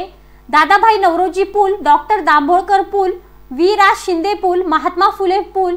तर मित्रांनो या प्रश्नाचं योग्य उत्तर आहे पर्याय नंबर 3 म्हणजेच की ओंकारेश्वर पुलाचे नवीन नाव वी रा शिंदे पूल आहे। त्यानंतर 25वा प्रश्न विचारलाय महाराष्ट्रात सध्याला किती महानगरपालिका आहेत? पर्याय दिलेत 28, 27, 20, 24 आणि या प्रश्नासाठी एक सूचना पण दिलीत की महाराष्ट्रात सध्याला 28 महानगरपालिका असून जुलै 2022 ला इचलकरंजी म्हणजेच की कोल्हापूर या ठिकाणी 28व्या महानगरपालिकेचा दर्जा मिळाला आणि याची वाचकांनी नोंद घ्यावी। म्हणजेच या प्रश्नाचं योग्य उत्तर काय येईल? पर्याय नंबर 1। त्यानंतर 26वा प्रश्न विचारलाय पुणे जिल्हा परिषदेची स्थापना कधी झाली? मे 1970 मध्ये, एप्रिल 1980 मध्ये, जून 1950 मध्ये आणि मे 1962 मध्ये। तर मित्रांनो या प्रश्नाचं योग्य उत्तर आहे की पुणे जिल्हा परिषदेची स्थापना मे 1962 मध्ये झाली। पुढचा प्रश्न विचारलाय पुणे महानगरपालिकेचे पहिले महापौर कोण होते?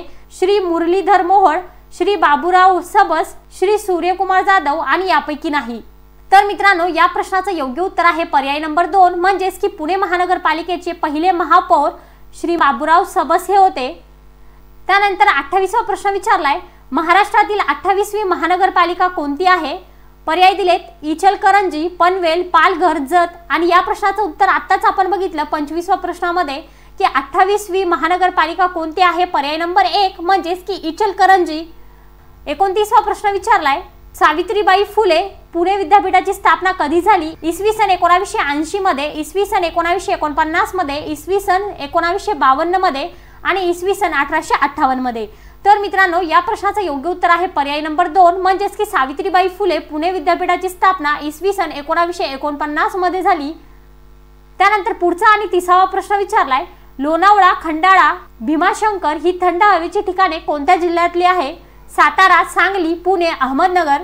तर मित्रांनो या प्रश्नाचं योग्य उत्तर आहे की लोणावळा, खंडाळा, भीमाशंकर ही थंड हवेची ठिकाणे पुणे जिल्ह्यातील आहेत। पुढचा प्रश्न विचारलाय पिंपरी चिंचवड महानगरपालिकेचे पहिले महापौर कोण? श्री ज्ञानेश्वर लांडगे, श्री श्रीकांत भरणे, श्री रमेश पवार यापैकी नाही। तर मित्रांनो या प्रश्नाचं योग्य उत्तर आहे की पिंपरी चिंचवड महानगरपालिकेचे पहिले महापौर श्री ज्ञानेश्वर लांडगे हे होते। पुढचा प्रश्न विचारलाय संत तुकाराम महाराजांचे जन्मगाव कोणते? मरकळ पुणे, भावधान पुणे, खडकी पुणे, देहू पुणे। तर मित्रांनो या प्रश्नाचं योग्य उत्तर आहे संत तुकाराम महाराजांचे जन्मगाव आहे देहू आणि पुणे। तर या प्रश्नाचं उत्तर येईल पर्याय नंबर 4। पुढचा प्रश्न विचारलाय सध्याला पुणे महानगरपालिका आयुक्त खालीलपैकी कोण आहेत? श्री श्रीकर परदेशी, श्री विक्रम कुमार, श्री सुमन कुमार, श्री तुकाराम मुंडे। तर मित्रांनो या प्रश्नाचं योग्य उत्तर आहे की सध्याला पुणे महानगरपालिका आयुक्त खालीलपैकी श्रीमान विक्रम कुमार हे आहेत। म्हणजेच या प्रश्नाचं योग्य उत्तर येईल पर्याय नंबर 2। अशाच पद्धतीने पुढचा प्रश्न बघा या ठिकाणी सुद्धा आपल्याला जोड्या लावा म्हणून एक प्रश्न दिलेला आहे। पहिल्या सेक्शन मध्ये आहे विद्यापीठ आणि दुसऱ्या सेक्शन मध्ये दिली स्थापना म्हणजेच की कोणत्या विद्यापीठाची स्थापना कोणत्या साली झाली अशी योग्य जोड्या या ठिकाणी आपल्याला लावायच्या आहे। तर पहिल्या सेक्शन मध्ये दिलंय भारतीय विद्यापीठ, टिळक महाराष्ट्र विद्यापीठ, पुणे विद्यापीठ, श्री छत्रपती क्रीडा विद्यापीठ आणि स्थापना मध्ये दिलंय 1949, 1996, 1964, 1921। तर मित्रांनो या प्रश्नाचं योग्य उत्तर आहे पर्याय नंबर 2 म्हणजेच की भारतीय विद्यापीठाची स्थापना 1964 मध्ये झाली, टिळक महाराष्ट्र विद्यापीठाची स्थापना 1921 मध्ये झाली, पुणे विद्यापीठाची स्थापना 1949 मध्ये झाली, श्री छत्रपती क्रीडा विद्यापीठाची स्थापना 1996 मध्ये झाली। त्यानंतर पुढचा प्रश्न विचारलाय पुण्याची लोकसंख्या घनता किती आहे? 603 चौरस किलोमीटर, 804 चौरस किलोमीटर, 400 चौरस किलोमीटर आणि 1120 चौरस किलोमीटर। तर मित्रांनो या प्रश्नाचं योग्य उत्तर आहे की पुण्याची लोकसंख्या घनता 603 चौरस किलोमीटर एवढी आहे। पुढचा प्रश्न विचारलाय पुणे जिल्ह्याच्या दक्षिणेस कोणता जिल्हा आहे? सांगली, कोल्हापूर, सातारा, अहमदनगर। तर मित्रांनो या प्रश्नाचं योग्य उत्तर आहे की पुणे जिल्ह्याच्या दक्षिणेस सातारा जिल्हा आहे। पुणे जिल्ह्यात किती कटक मंडळे आहेत? 3, 4, 6 आणि 7। तर मित्रांनो पुणे जिल्ह्यात एकूण 3 कटक मंडळे आहेत। त्यानंतर पुढचा आणि 38वा प्रश्न विचारलाय खंबाटकी घाट कोणत्या मार्गावर आहे? मुंबई सातारा, पुणे सातारा, पुणे बारामती, अहमदनगर पुणे। तर मित्रांनो या प्रश्नाचं योग्य उत्तर आहे की खंबाटकी घाट पुणे सातारा मार्गावर आहे। 39वा प्रश्न विचारलाय खंडोबाचे महाराष्ट्रातील सुप्रसिद्ध मंदिर पुण्यात कोठे आहे? बारामती पुणे, कामशेत पुणे, मळवली पुणे आणि जेजुरी पुणे। तर मित्रांनो या प्रश्नाचं योग्य उत्तर आहे की खंडोबाचे महाराष्ट्रातील सुप्रसिद्ध मंदिर पुण्यात जेजुरी पुणे येथे आहे। पुढचा प्रश्न विचारलाय अष्टविनायकांपैकी एक असलेले लेण्याद्री पुण्यातील कोणत्या ठिकाणी आहे? पर्याय दिलेत रांजणगाव पुणे, छत जुन्नर पुणे, महड पुणे, जुन्नर पुणे आणि मोरगाव पुणे। तर मित्रांनो या प्रश्नाचं योग्य उत्तर आहे की अष्टविनायकांपैकी एक असलेले लेण्याद्री पुण्यातील जुन्नर पुणे या ठिकाणी आहे। पुढचा प्रश्न विचारलाय हुतात्मा राजगुरू यांचे जन्मस्थान कोणते? सहकारनगर, राजगुरुनगर, समतानगर, हिंगणे। तर मित्रांनो या प्रश्नाचं योग्य उत्तर आहे की हुतात्मा राजगुरू यांचे जन्मस्थान राजगुरुनगर हे होते। त्यानंतर पुढचा प्रश्न विचारलाय छत्रपती संभाजी महाराजांची समाधी कोठे आहे? वढू पुणे, भीमाशंकर पुणे, कोरेगाव भीमा पुणे, आंबेगाव पुणे। तर मित्रांनो या प्रश्नाचं योग्य उत्तर आहे की छत्रपती संभाजी महाराजांची समाधी वढू पुणे या ठिकाणी आहे। तर अशा प्रकारे आजच्या लेक्चरमध्ये आपण पुणे शहर व पुणे जिल्हा यावर आधारित अतिसंभाव्य प्रश्नोत्तरे बघितलेले आहेत। मित्रांनो हे सर्व प्रश्न तुम्ही व्यवस्थितपणे लक्षात ठेवायचे आहे, वाचायचे आहे। यामधील प्रत्येक मुद्दा देखील व्यवस्थितपणे लक्षात ठेवायचा आहे, कारण की कोणत्याही मुद्द्यावरती तुम्हाला प्रश्न विचारला जाऊ शकतो। तर विद्यार्थी मित्रांनो भूगोल या सेक्शन मध्ये आपल्याला पूर्णपणे 3 टॉपिक वरती प्रश्न विचारतात, महाराष्ट्राचा भूगोल, भारताचा भूगोल आणि जगाचा भूगोल। तर या तिन्ही टॉपिक वरती आपण स्टेप बाय स्टेप पद्धतीने एमसीक्यूज डिस्कस करणार आहोत। तर पहिले आपण बघूया महाराष्ट्राचा भूगोल या टॉपिक वरती कशा प्रकारे प्रश्न विचारतात। तर पहिला प्रश्न विचारलाय महाराष्ट्रात क्षेत्रफळाच्या दृष्टीने सर्वात मोठा जिल्हा कोणता? पर्याय दिलेत मुंबई उपनगर, पुणे, नागपूर आणि अहमदनगर। तर मित्रांनो या प्रश्नाचं योग्य उत्तर आहे पर्याय नंबर 4, म्हणजेच की महाराष्ट्रात क्षेत्रफळाच्या दृष्टीने सर्वात मोठा जिल्हा अहमदनगर आहे। त्यानंतर पुढचा प्रश्न विचारलाय पालघर जिल्ह्याची निर्मिती खालीलपैकी केव्हा झाली? 1 नोव्हेंबर 2000 ला, 1 ऑगस्ट 2014 ला, 1 जून 2014 आणि 1 ऑगस्ट 2013। तर मित्रांनो या प्रश्नाचं योग्य उत्तर आहे की पालघर जिल्ह्याची निर्मिती खालीलपैकी 1 ऑगस्ट 2014 रोजी झाली। त्यानंतरचा प्रश्न विचारलाय की महाराष्ट्राच्या अक्षवृत्तीय विस्तारामध्ये किती अंशाचा फरक आहे? 100 अंशाचा, 150 अंशाचा, 70 अंशाचा आणि 80 अंशाचा। तर मित्रांनो या प्रश्नाचं योग्य उत्तर आहे पर्याय नंबर 3, म्हणजेच की महाराष्ट्राच्या अक्षवृत्तीय विस्तारामध्ये 70 अंशाचा फरक आहे। महाराष्ट्रात सध्या 2020 मध्ये किती तालुके आहेत? 348, 356, 360, 358। तर मित्रांनो या प्रश्नाचं योग्य उत्तर आहे पर्याय नंबर 4, म्हणजेच की महाराष्ट्रात सध्या 2020 मध्ये 358 तालुके आहेत। महाराष्ट्राची निर्मिती झाली तेव्हा महाराष्ट्रात किती प्रशासकीय विभाग होते? 2, 4, 6 आणि 8। तर मित्रांनो या प्रश्नाचं योग्य उत्तर आहे पर्याय नंबर 2, म्हणजेच की महाराष्ट्राची निर्मिती झाली तेव्हा महाराष्ट्रात 4 प्रशासकीय विभाग होते। पुढचा प्रश्न विचारलाय क्षेत्रफळाच्या दृष्टीने महाराष्ट्रातील सर्वात मोठा प्रशासकीय विभाग कोणता? नाशिक, पुणे, औरंगाबाद, कोकण। तर मित्रांनो या प्रश्नाचं योग्य उत्तर आहे पर्याय नंबर 3, म्हणजेच की क्षेत्रफळाच्या दृष्टीने महाराष्ट्रातील सर्वात मोठा प्रशासकीय विभाग औरंगाबाद होता। क्षेत्रफळाच्या दृष्टीने महाराष्ट्रातील सर्वात लहान प्रशासकीय विभाग कोणता? कोकण, अमरावती, नाशिक, पुणे। तर मित्रांनो या प्रश्नाचं योग्य उत्तर आहे पर्याय नंबर 1, म्हणजेच की क्षेत्रफळाच्या दृष्टीने महाराष्ट्रातील सर्वात लहान प्रशासकीय विभाग कोकण आहे। त्यानंतर 8वा प्रश्न आपल्याला योग्य जोड्या जुळवायच्या आहे। या ठिकाणी 2 सेक्शन दिले, प्रशासकीय विभाग आणि जिल्ह्यांची संख्या। प्रशासकीय विभागामध्ये आहे औरंगाबाद, कोकण, नाशिक, नागपूर आणि जिल्ह्यांची संख्यामध्ये आहे 7, 5, 8 आणि 6। तर मित्रांनो या प्रश्नाचं योग्य उत्तर आहे पर्याय नंबर 2, म्हणजेच की औरंगाबाद मध्ये जिल्ह्याची संख्या एकूण किती आहे? 8, कोकण मध्ये एकूण 7, नाशिक मध्ये 5 आणि नागपूर मध्ये 6। अशा पद्धतीने प्रशासकीय विभाग व जिल्ह्यांची संख्या आहेत। पुढचा प्रश्न विचारलाय औरंगाबाद विभागामध्ये क्षेत्रफळाने सर्वात मोठा जिल्हा कोणता? लातूर, बीड, नांदेड, परभणी। तर मित्रांनो या प्रश्नाचं योग्य उत्तर आहे पर्याय नंबर 2, म्हणजेच की औरंगाबाद विभागामध्ये क्षेत्रफळाने सर्वात मोठा जिल्हा म्हणजे बीड आहे। पुणे विभागात खालीलपैकी किती तालुके आहेत? तर मित्रांनो पुणे विभागामध्ये खालीलपैकी 58 तालुके आहेत। त्यानंतर 11वा प्रश्न देखील योग्य जोड्या जुळवायच्या आहे। प्रशासकीय विभाग आहे पुणे, नागपूर, नाशिक, कोकण आणि क्षेत्रफळ आहे 51,377, 57,275, 57,493 आणि 30,728। तर मित्रांनो या प्रश्नाचं योग्य उत्तर आहे पर्याय नंबर 1, म्हणजेच की पुणे प्रशासकीय विभागाचं क्षेत्रफळ आहे 57,275, नागपूरचं आहे 51,377, नाशिकचं क्षेत्रफळ आहे 57,493 आणि कोकणचं क्षेत्रफळ आहे 30,728.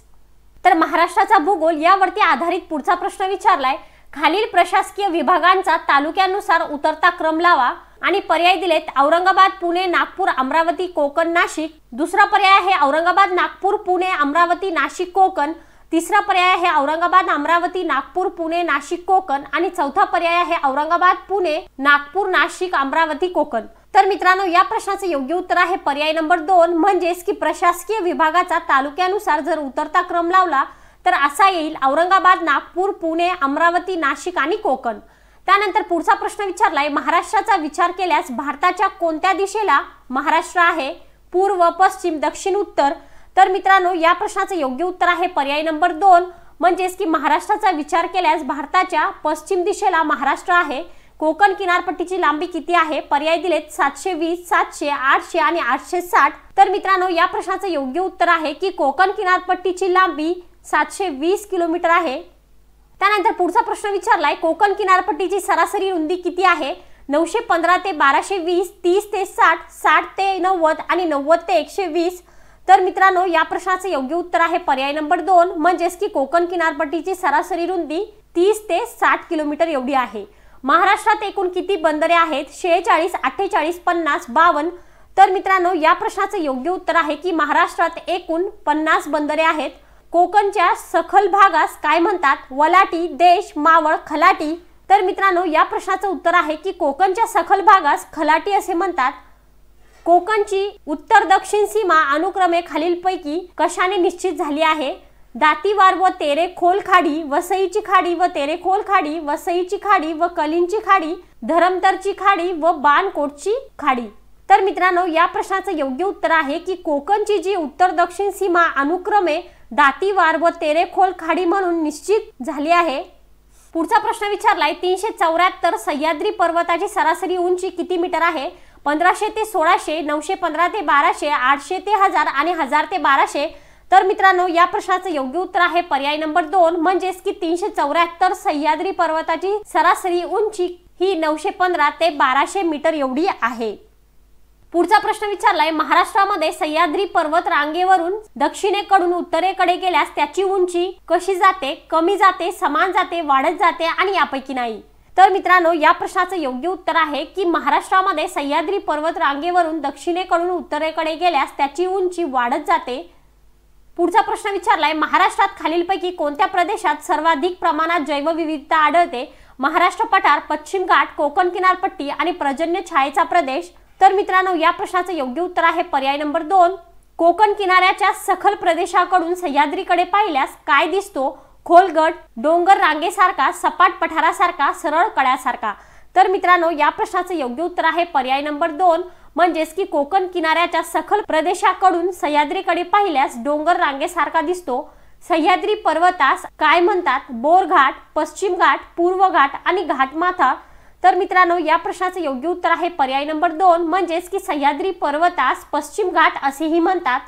कळसुबाई शिखराची उंची किती आहे? 1440 मीटर, 1646 मीटर, 1546 मीटर आणि 1604 मीटर.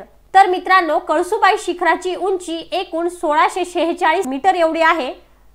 खालीलपैकी कोणत्या रांगेमुळे भीमा व कृष्णा नद्यांची खोरी वेगळी झाली? हरिश्चंद्र, बालाघाट, शंभू महादेव, महाराष्ट्र पठार आणि सातमाळा. या प्रश्नाचं योग्य उत्तर आहे की शंभू महादेव रांगेमुळे भीमा व कृष्णा या दोन्ही नद्यांची खोरी वेगळी झाली आहेत. पुढचा प्रश्न विचारलाय, महाराष्ट्र पठाराने महाराष्ट्राचा किती टक्के भाग व्यापला आहे? 49%, 66%, 90% आणि 80%. तर मित्रांनो, या प्रश्नाचं उत्तर आहे की महाराष्ट्र पठाराने महाराष्ट्राचा 90% भाग व्यापला आहे.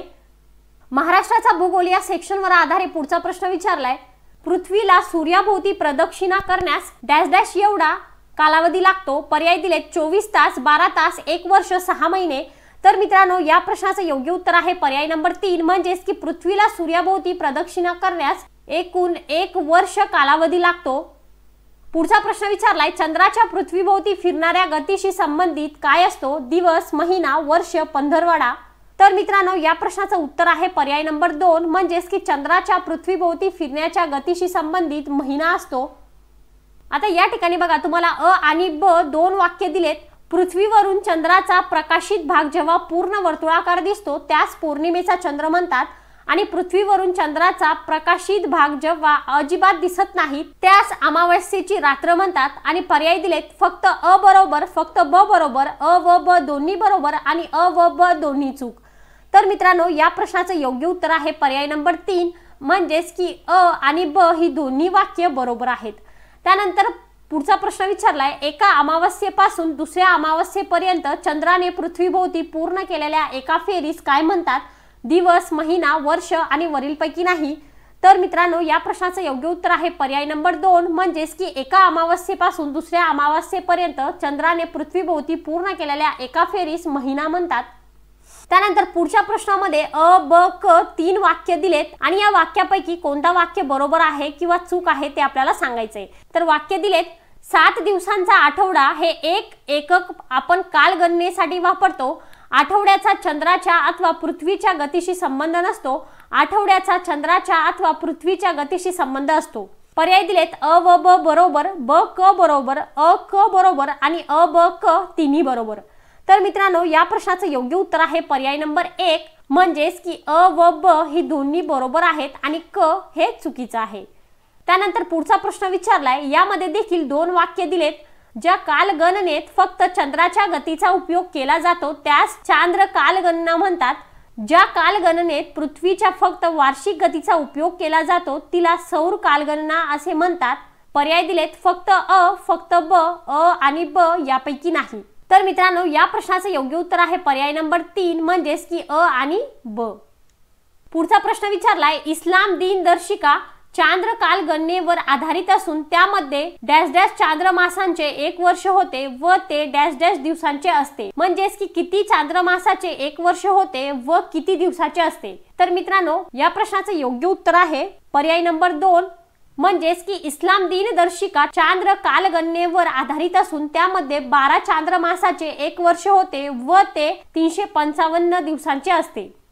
त्यानंतरचा प्रश्न विचारलाय, सौर कालगणनेवर भारतीय पंचांग व ग्रेगोरियन दिनदर्शिका जानेवारी ते डिसेंबर आधारित असून यामध्ये वर्ष डॅश डॅश महिन्यात विभागले असून वर्षाचा काळ डॅश डॅश दिवसांचा असतो। आणि मित्रांनो या 4 पर्यायापैकी या प्रश्नाचं योग्य उत्तर आहे पर्याय नंबर 1, म्हणजेच की सौर कालगणनेवर भारतीय पंचांग व ग्रेगोरियन दिनदर्शिका म्हणजेच की जानेवारी ते डिसेंबर आधारित असून यामध्ये वर्ष 12 महिन्यात विभागले असून वर्षाचा काळ 365 दिवसांचा असतो। पुढचा प्रश्न विचारलाय, भारतीय राष्ट्रीय पंचांगाप्रमाणे वैशाख ते भाद्रपद हे 5 महिने किती दिवसांचे तर इतर महिने किती दिवसाचे असतात? पर्याय दिलेत 31-31, 31-30, 29-30, 28-30। तर मित्रांनो या प्रश्नाचं योग्य उत्तर आहे पर्याय नंबर 2, म्हणजेच की भारतीय राष्ट्रीय पंचांगाप्रमाणे वैशाख ते भाद्रपद हे 5 महिने 31 दिवसांचे तर इतर महिने 30 दिवसांचे असतात। त्यानंतर पुढचा प्रश्न विचारलाय, यामध्ये देखील अ ब क 3 वाक्य दिलेत। चांद्र सौर कालगणनेत वर्ष मोजण्यासाठी पृथ्वीच्या वार्षिक गतीचा उपयोग केला जातो। चांद्र सौर कालगणनेत महिना मोजण्यासाठी चंद्राच्या पृथ्वीभोवती फिरणाऱ्या गतीचा उपयोग केला जातो। हिंदू दिनदर्शिका ही चांद्र सौर कालगणनेवर आधारित आहे। पर्याय दिलेत अ व ब, अ ब आणि क, ब व क आणि फक्त ब। तर मित्रांनो या प्रश्नाचं योग्य उत्तर आहे पर्याय नंबर 2, म्हणजेच की अ ब आणि क। त्यानंतर पुढचा प्रश्न विचारलाय, भारतीय राष्ट्रीय पंचांगात लीप वर्ष असेल तेव्हा वर्षाची सुरुवात 22 मार्च ऐवजी 21 मार्च रोजी केली जाते।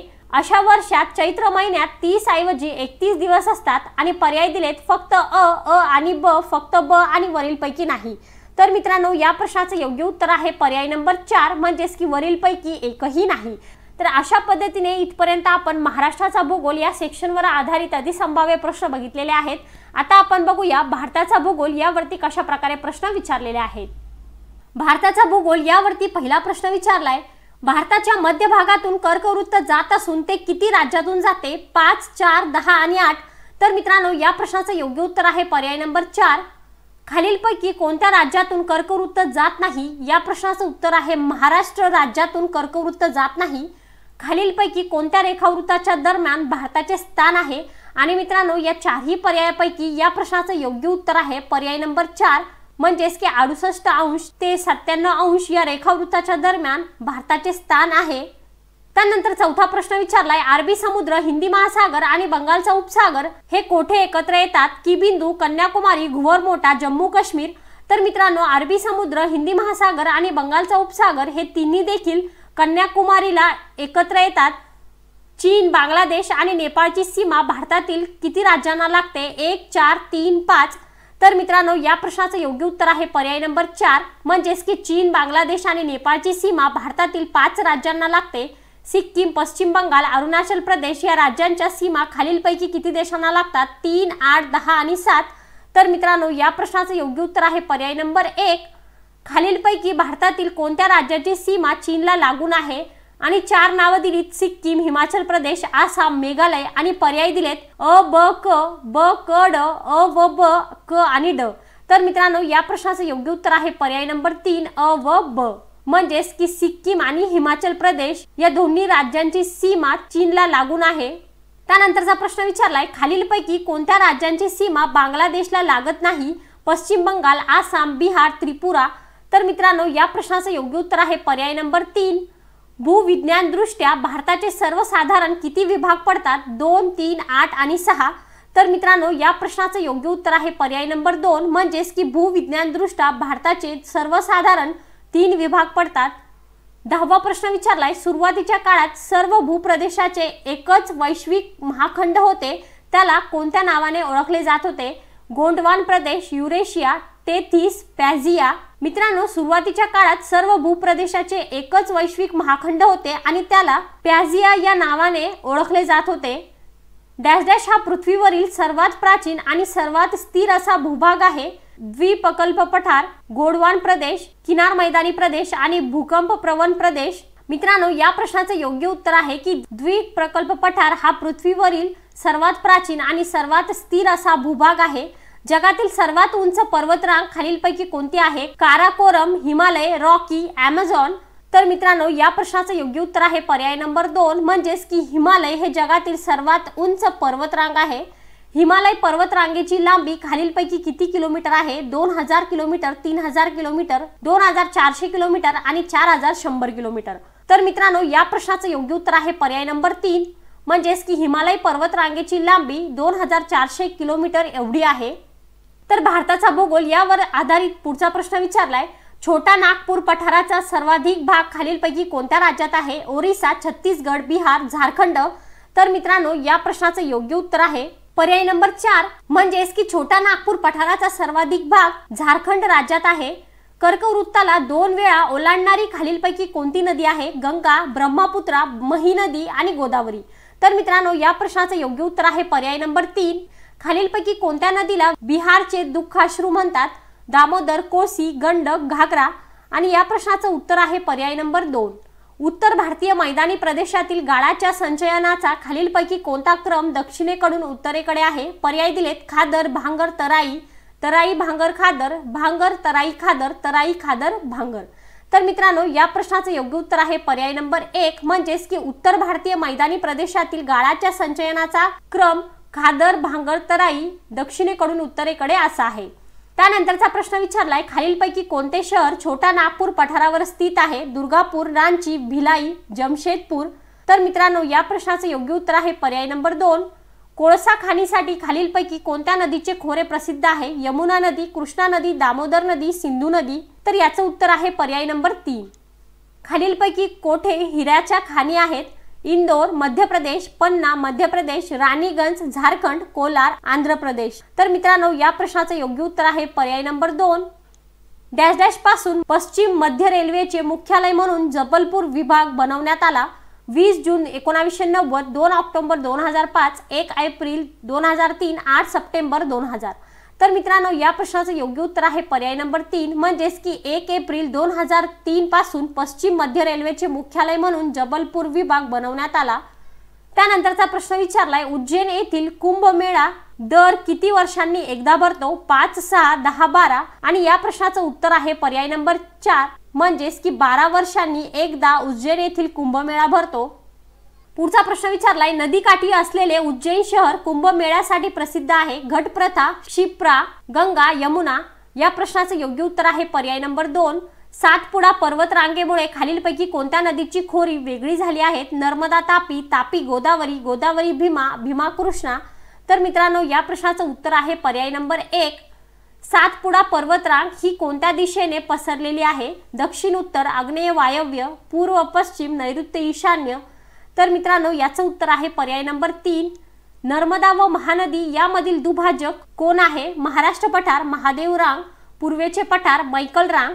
तर मित्रांनो याचं उत्तर आहे पर्याय नंबर 4, म्हणजेच की मैकल रांग हे नर्मदा व महानदी या दोन्हींचे दुभाजक आहेत. महाराष्ट्र पठाराची उंची खालीलपैकी किती आहे? 100 ते 200 मीटर, 200 ते 300 मीटर, 400 ते 500 मीटर, 500 ते 600 मीटर. तर मित्रांनो या प्रश्नाचं योग्य उत्तर आहे पर्याय नंबर 4, म्हणजेच की 500 ते 600 मीटर महाराष्ट्र पठाराची उंची आहे. दख्खनच्या पठाराचा कोणता भाग म्हणजे महाराष्ट्र पठार होय? पूर्व भाग, दक्षिण भाग, वायव्य भाग आणि उत्तर भाग. तर मित्रांनो या प्रश्नाचं योग्य उत्तर आहे पर्याय नंबर 3, दख्खनच्या पठाराचा सर्वात मोठा भाग खालीलपैकी कोणत्या पठाराने व्यापला आहे? महाराष्ट्र पठार, कर्नाटक, तेलंगणा पठार, सातपुडा पठार, विंध्य पठार. तर मित्रांनो दख्खनच्या पठाराचा सर्वात मोठा भाग कर्नाटक, तेलंगणा पठार याने व्यापला आहे. देशातील सर्वाधिक पर्यटन कोणत्या राज्यामध्ये होतो? कर्नाटक, तमिळनाडू, महाराष्ट्र, गुजरात. तर मित्रांनो या प्रश्नाचं योग्य उत्तर आहे पर्याय नंबर 2, म्हणजेच की देशातील सर्वाधिक पर्यटन तामिळनाडू राज्यामध्ये होतो. तर मित्रांनो भारताचा भूगोल यावरती आधारित पुढचा प्रश्न विचारलाय. या प्रश्नामध्ये योग्य त्या जोड्या जुळवायच्या आहे. पहिल्या सेक्शनमध्ये आहे वने प्रकार पावसांचे, सदाहरित, पानझडी, काटेरी आणि दुसऱ्या सेक्शनमध्ये प्रमाण दिलेत.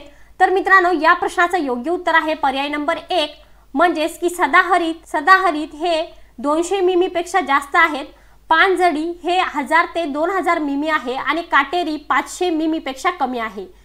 त्यानंतरचा प्रश्न विचारलाय पश्चिम बंगाल व झारखंडमध्ये मे व जून महिन्यात जो पाऊस पडतो त्याला काय म्हणतात? वळवाचा पाऊस, कालबैसाखी, आम्रसरी, ब्लॉसम शावर. तर मित्रांनो या प्रश्नाचं योग्य उत्तर आहे पर्याय नंबर 2, सुंदरबन हा त्रिभुज प्रदेश भारतामध्ये कोठे आहे? आसाम, मेघालय, पश्चिम बंगाल, गुजरात. मित्रांनो सुंदरबन हा त्रिभुज प्रदेश भारतामध्ये पश्चिम बंगाल येथे आहे. त्यानंतरच्या प्रश्नामध्ये देखील आपल्याला योग्य त्या जोड्या जुळवायच्या आहे. पहिल्या सेक्शनमध्ये आहे नद्या आणि दुसऱ्या सेक्शनमध्ये आहे उगमस्थान, गंगा, ब्रह्मपुत्र, गोदावरी, कावेरी आणि उगमस्थान कोणता आहे बघा? ब्रह्मगिरी डोंगर, त्र्यंबकेश्वर, तिबेट, गंगोत्री. तर या प्रश्नाचं योग्य उत्तर आहे पर्याय नंबर 2, म्हणजेच की गंगा या नदीचं उगमस्थान गंगोत्री आहे, ब्रह्मपुत्रा या नदीचं उगमस्थान त्र्यंबकेश्वर आहे, गोदावरी या नदीचं उगमस्थान ब्रह्मगिरी डोंगर आहे आणि कावेरी या नदीचं उगमस्थान तिबेट आहे. पुढचा प्रश्न विचारलाय खारफुटी वनस्पती कशाद्वारे श्वसन करतात? पर्याय दिलेत पानाद्वारे, फुलांद्वारे, फांद्याद्वारे आणि मुळांद्वारे. तर मित्रांनो या प्रश्नाचं योग्य उत्तर आहे पर्याय नंबर 4, म्हणजेच की खारफुटी वनस्पती मुळांद्वारे श्वसन करतात. पुढचा प्रश्न विचारलाय सुंदरबन त्रिभुज प्रदेशाचा किती टक्के भाग भारतात आहे? 60%, 40%, 30% आणि 50%. तर मित्रांनो सुंदरबन त्रिभुज प्रदेशाचा 40% भाग भारतात आहे. भारतामध्ये सर्वाधिक लोकसंख्या घनता कोणत्या राज्यात आहे? महाराष्ट्र, गुजरात, पश्चिम बंगाल, बिहार. तर मित्रांनो या प्रश्नाचं योग्य उत्तर आहे पर्याय नंबर 4, भारतामध्ये सर्वात जास्त सोन्याच्या खाणी कोणत्या राज्यात आहे? राजस्थान, गुजरात, महाराष्ट्र, कर्नाटक. तर मित्रांनो या प्रश्नाचं योग्य उत्तर आहे पर्याय नंबर 4, म्हणजेच की कर्नाटक या ठिकाणी सर्वात जास्त सोन्याच्या खाणी आहेत. नदी पात्रातील जगातील सर्वात मोठे बेट कोणते? माजुली बेट, बॅरन बेट, ग्रेट निकोबार बेट आणि अगाती बेट. तर मित्रांनो या प्रश्नाचं योग्य उत्तर आहे पर्याय नंबर 1, उत्तर भारतात दिवसा उष्ण व कोरडे वारे येतात त्यांना कोणते वारे म्हणतात? फॉन वारे, चिनूक वारे, लू वारे आणि खामसीन. लक्षात ठेवा अतिशय महत्त्वाचा प्रश्न आहे आणि या प्रश्नाचं योग्य उत्तर आहे पर्याय नंबर 3, म्हणजेच की उष्ण भारतात दिवसा उष्ण व कोरडे वारे येतात त्यांना लू वारे असे म्हणतात. खनिज तेल विहिरी खालीलपैकी कोठे आहे? मुंबई हाय, अकलेश्वर, कलोल, कोलार आणि पर्याय दिलेत अ, ब, क, अ, ब, ड, ब, क, ड, अ, ब, क आणि ड. तर मित्रांनो या प्रश्नाचं योग्य उत्तर आहे पर्याय नंबर 1, म्हणजेच की मुंबई हाय, अकलेश्वर आणि कलोल या तिन्ही ठिकाणी खनिज तेल विहीर आहेत. त्यानंतरचा प्रश्न विचारलाय संगमरवर दगडाच्या खाणी खालीलपैकी कोठे आहे?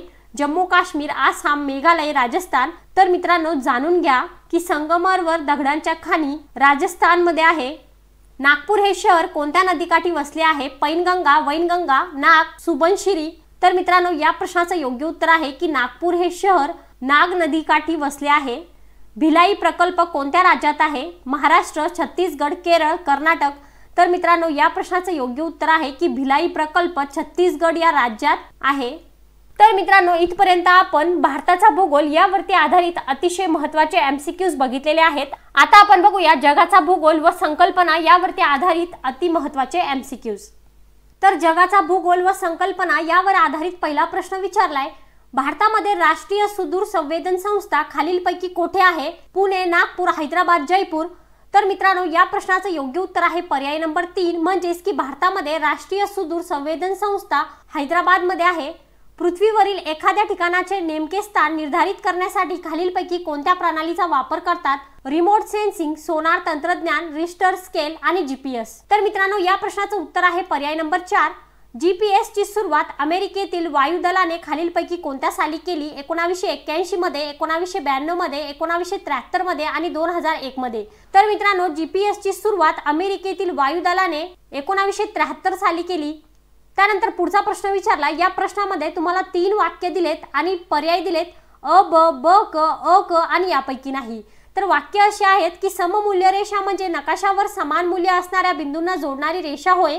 सममूल्य रेषेमुळे तापमान, पर्जन्य, वायुदाब, क्षारता ई घटकांचे वितरण समजते. सममूल्य रेषा जवळजवळ असतील तर घटकांतील बदल तीव्र असतो. तर मित्रांनो या प्रश्नाचं योग्य उत्तर आहे पर्याय नंबर 4 म्हणजेच की यापैकी एकही नाही. पाचवा प्रश्न विचारलाय, पृथ्वीच्या पृष्ठभागापासून केंद्रकापर्यंतचे अंतर खालीलपैकी किती किलोमीटर आहे? 3473, 2100, 6371 आणि 6900. तर मित्रांनो या प्रश्नाचं उत्तर आहे पर्याय नंबर 3 म्हणजेच की पृथ्वीच्या पृष्ठभागापासून केंद्रकापर्यंतचे अंतर 6371 किलोमीटर एवढे आहे. पुढचा प्रश्न विचारलाय की डॅश हा पृथ्वीचा सर्वात बाहेरील थर असून खडकांनी बनलेला आहे. भूकवच, प्रावरण, गाभा, निफे. तर मित्रांनो या प्रश्नाचं उत्तर आहे पर्याय नंबर 1. पृथ्वीच्या एकूण घनफळांपैकी प्रावरणाने खालीलपैकी किती टक्के भाग व्यापलेला आहे? 40%, 65%, 83% आणि 91%. तर मित्रांनो या प्रश्नाचं उत्तर आहे पर्याय नंबर 3. गाभा या थराची खोली खालीलपैकी किती आहे? 2870 किमी, 3471, 6371 आणि 3000. तर मित्रांनो या प्रश्नाचं उत्तर आहे पर्याय नंबर 2. पृथ्वीचा केंद्रभाग कोणत्या नावाने ओळखला जातो? प्रावरण, सियाल, सायमा, निफे. तर मित्रांनो पृथ्वीचा केंद्रभाग निफे या नावाने ओळखला जातो. अंतर्गाभ्यामध्ये प्रामुख्याने खालीलपैकी कशाचे प्रमाण जास्त असते? लोह व ॲल्युमिनियम, निकेल व लोह, कोबाल्ट, निकेल व ॲल्युमिनियम. तर मित्रांनो अंतर्गाभ्यामध्ये प्रामुख्याने निकेल व लोह यांचे प्रमाण जास्त असते. पुढचा प्रश्न विचारला, यामध्ये देखील 3 वाक्य दिलेत आणि 4 पर्याय दिलेत. तर वाक्य आहे, भूकवचाच्या सर्वात वरील भाग सियालनेच बनलेला असतो. सियालमध्ये निकेल व लोहाचे प्रमाण जास्त असते. बहुतेक खडांची निर्मिती सियालपासूनच झाली आहे. तर मित्रांनो या प्रश्नाचं उत्तर आहे पर्याय नंबर 3 म्हणजेच की अ व क. तर मित्रांनो जगाचा भूगोल यावरती आधारित पुढचा प्रश्न विचारलाय, पृथ्वीच्या गाभ्याकडे जसजसे आत जावे तसतसे तापमानात खालीलपैकी कोणते बदल होतात?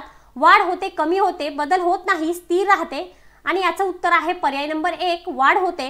पृथ्वीच्या केंद्राजवळ खालीलपैकी किती तापमान आढळते? 3000 अंश, 2000 अंश, 5000 अंश आणि 10000 अंश.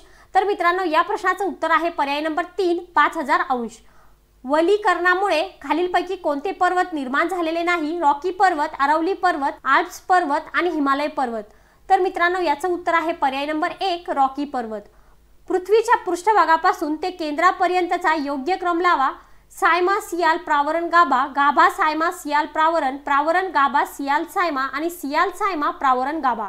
तर मित्रांनो या प्रश्नाचं योग्य उत्तर आहे पर्याय नंबर 4 म्हणजेच की पृथ्वीच्या पृष्ठभागापासून ते केंद्रापर्यंतचा योग्य क्रम आहे सियाल, सायमा, प्रावरण, गाभा.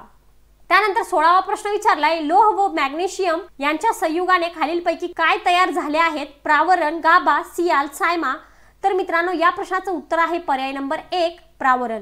भूकंपाची तीव्रता खालीलपैकी कोणत्या एककात मोजतात? बार, रिश्टर स्केल, पास्कल, न्यूटन. आणि याचं उत्तर आहे पर्याय नंबर 2 म्हणजेच की भूकंपाची तीव्रता रिश्टर स्केल यामध्ये मोजतात. ऊर्जेचे उत्सर्जन झाल्यावर सर्वप्रथम भूपृष्ठावर येणाऱ्या लहरी खालीलपैकी कोणत्या आहेत? उच्च दाब लहरी, दुय्यम लहरी, प्राथमिक लहरी आणि तृतीय लहरी. तर मित्रांनो याचं उत्तर आहे पर्याय नंबर 3 प्राथमिक लहरी. महाराष्ट्रातील लातूर जिल्ह्यातील किल्लारी या ठिकाणी कोणत्या साली व किती रिश्टर स्केलचा भूकंप झाला? आणि या 4 पर्यायापैकी या प्रश्नाचं योग्य उत्तर आहे पर्याय नंबर 4, म्हणजेच महाराष्ट्रातील लातूर जिल्ह्यातील किल्लारी या ठिकाणी 1993 साली आणि 6.2 रिश्टर स्केलचा भूकंप झाला। त्यानंतरचा प्रश्न विचारलाय, गुजरातमध्ये 7.6 रिश्टर स्केलचा भूकंप कधी झाला? 2 ऑक्टोबर 1995 ला, 26 जुलै 2005 ला, 14 सप्टेंबर 1993 ला, 26 जानेवारी 2001 ला। तर मित्रांनो या प्रश्नाचं योग्य उत्तर आहे पर्याय नंबर 4, म्हणजेच की गुजरातमध्ये 26 जानेवारी 2001 रोजी 7.6 रिश्टर स्केलचा भूकंप झाला। त्यानंतरचा प्रश्न विचारलाय, प्राथमिक लहरींचा सरासरी वेग किती सेकंद असतो? पर्याय दिलेत 2 किमी सेकंद, 5 किमी सेकंद, 7 किमी पर सेकंद आणि 10 किमी पर सेकंद। तर मित्रांनो याचं उत्तर आहे पर्याय नंबर 2, भूपृष्ठ लहरीबद्दलची खालीलपैकी योग्य विधाने शोधा।